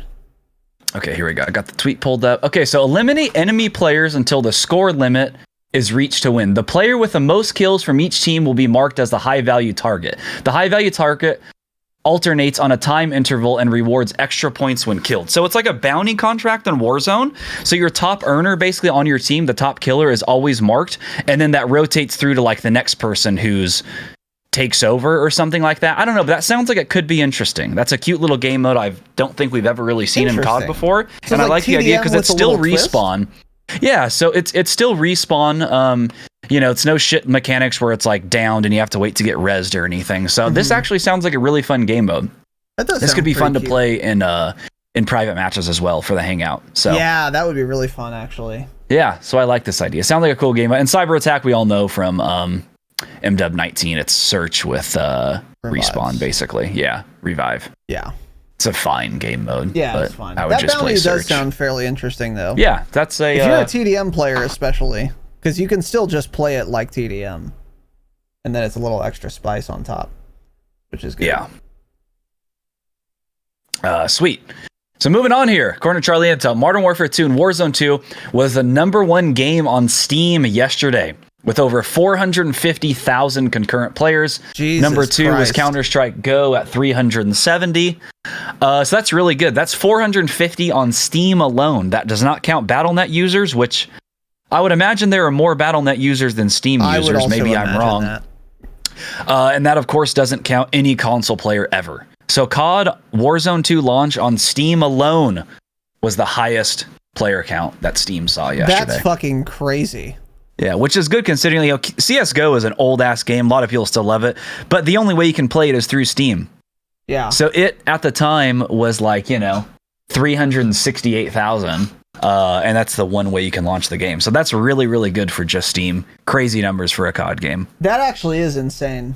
Yeah. Again, like you said, just Steam. Jesus Christ. Yeah. I'm surprised that many people play CSGO still, by the way. Yeah, and actually, the more I look at this, it didn't have the peak, but at one point it was the #1, MW2 I'm talking about. Crazy that the peak of CSGO was 950,000. So that was way higher than what MW2 hit. At least on Steam, yeah, exactly. That's nuts. That is crazy. But yeah, it's going So a lot of people playing the game. Yeah. Yeah. Going insanely well. Next up here, who would have thought Modern Warfare 2 has been nominated for Best Audio Design? Yeah. They're obviously talking about single player, which is fine, because don't ever nominate this game for audio design, right? When I don't hear someone sprinting up behind me on a flat surface for 20 feet. Yeah. Don't ever nominate that. That's the thing about this game and MW19 is like things sound good, but the sound design being good? No, it's not, because I can't hear footsteps in an FPS game. That's not good design. The things that I hear sound good or entirely too loud. Precision airstrikes. But, sound design, no shot. Vote Elden Ring for sure. Great sound. How is Elden Ring sound though? Is it okay? Unironically really good. Yeah. The sounds are cool, and the music is fucking really cool. Yeah. Yeah. And if I'm not mistaken, I think MW2 is also nominated for it was nominated for two other multiplayer things. Game of the year. Multiplayer game of the year. Because I was going to say if it's game of the year. I read multiplayer because that's why I didn't even put that in here, because I'm like, okay, if it's game of the year, it's not going to win, obviously, because Elden Ring is going to beat that. And if it does win, all those people that vote should be shot in Al Mazrah. Yeah, Elden Ring better win game of the year. That game. Imagine is so Modern Warfare 2 wins game of the year over Elden Ring. I wouldn't be surprised. Or God of War. God of War is supposedly an amazing game too. Yeah. I wish that game came out on PC, man. I would love to try that. I watched to play that XQC game. play it. The story really? was all cool. Yeah. Yeah. I don't know any of the lore because I've never played God of War, but I've always heard they're great games and I've always wanted to play them. Yeah, the lore is cool. It's kind of like Assassin's Creed, where it's like your protagonist is your Kratos, which is I think he's like the Greek or Roman god of war. But in this game, he's going to fucking Iceland, or not Iceland, sorry, fucking Norway or some shit. Ragnarok, yeah, he's going to Ragnarok. So it's like he's like fighting like Norse gods. It's like a clash of mythologies. It's cool. The acting and the voice acting is really good. They obviously did motion capture, so like the cutscenes look really realistic and really cool. Similar to like the MW2 cutscenes, actually, where it looks like literally a Netflix show, but it's like animated, you know? It's cool. That is dope, yeah. Yeah. But anyway, yeah. Moving on here, one of the last things. This I thought was fucking hilarious. Aiden, Warzone Pro, #1 Warzone player in the world, probably. Aiden posted a tweet. First game on, some things never change, and it's a screenshot from his stream. It's him giving 2 thumbs up to his camera, staring deep into his camera, as his game just has the dev error screen up. Yeah. This is hilarious because Aiden ended his Warzone 1 career in the World Series of Warzone, I believe both on Caldera and then definitely on Fortune's Keep, with a dev error in the last game to probably lost him money and a higher placing because he dev erred. Yeah. That happened twice to him in major tournaments at the end of Warzone 1. So of course his first ever game of Warzone 2, he gets a dev error. Some things never change. COD developers will never make a game that works ever. It's just not going to happen. AAA title, it can't get dev errors to stop. This is the buggiest launch of Call of Duty we've seen in a long time. Yeah. I just thought that was so fun. His little double smile, double thumbs up, staring at the camera. That's a Aiden's great so screenshot. fucking funny. Yeah. Shout out to Aiden, friend of the pod for sure. Yeah, real weirdo. I love him, man. Yeah. So anyways, I thought that was hilarious. Yeah. Cost him probably thousands of dollars, and then his first game happens again. Yeah. What the fuck is this? Last little thing here is from Tom Henderson, insider-gaming.com. Check it out. Read his stories. Here's the title. Modern Warfare 2 is getting a Rocket League game mode called COD Ball, and this is real. Christ. I watched leaked videos today on Twitter, not showing it. You drive around on an ATV and you hit a soccer ball that's about the size of your ATV, so not nearly as large as the one in Rocket League. You can't fly, obviously. It's not actually like Rocket League, but you play around on the ground, you score goals, the ball goes back to center, you play against each other. Could actually be really fun for some customs, so I'm hoping we get this soon. Fun. The first sentence of this article by Tom Henderson, by the way, is this: I wish I was joking with you, but here we are. Great. Yeah, that's how you should start this. And you know what? This makes complete sense because it's celebrating the World Cup, and they are going to have operators in the game. Yeah, they're going to have football players in the game because it's football. It's not soccer. It's you dirty American pig. And I will edit out any mentions. And he goes on to say the same thing. Images were leaked online and videos were leaked. He's not showing them either. Blah blah. It's expected the game mode will officially start when the first operator is added on November 21st. Oh, cool. So if this gets added and we have this in privates, we're trying this in a hangout next month. Oh, for sure we're playing. And then we'll say, we'll just go play Rocket League instead. This is terrible. That's probably that will be what happens, but we're absolutely going to try this. Yeah. And yeah, that's pretty much it. Yeah. That's cute. Real funny. This is honestly, if you're partnering with like soccer teams and shit, this is a cute promotional idea. I like it. It's obviously not meant to be serious, you know. It sounds fun. Yeah, this sounds good for a hangout too. Yeah, for sure. A Damascus sounds hangout. Excellent. Yeah. Damascus only, of course. So anyway, all right, that's it. We're fucking done. Thanks for watching and listening. I'm gonna demilitarize. We will be back on Saturday for our first impressions of Warzone. If you want our opinions on the launch and the game itself, be here for that. That'll take place on YouTube. You can go to the Twitter, the YouTube, or the Discord to find our schedule of our next episode, so you can be reminded. It'll adjust for your time zone, which is nice. You can turn on notifications, get notified when we go live, all that good shit. But yeah, I'm very excited for that Saturday episode. We may or may not talk about DMZ on Saturday as well. I don't know. It's going to depend on how much we have to say about Warzone and on how much we play DMZ and how much we may or may not have to say about that. Leaning toward probably not, but maybe. But we'll definitely be talking about our first impressions of Warzone, so be there for that. And then other than that, keep your eyes on our Twitter, on our Discord. Once again, we post our schedule on these platforms every week for gameplay streams we do and podcast recordings, live streams we do as well.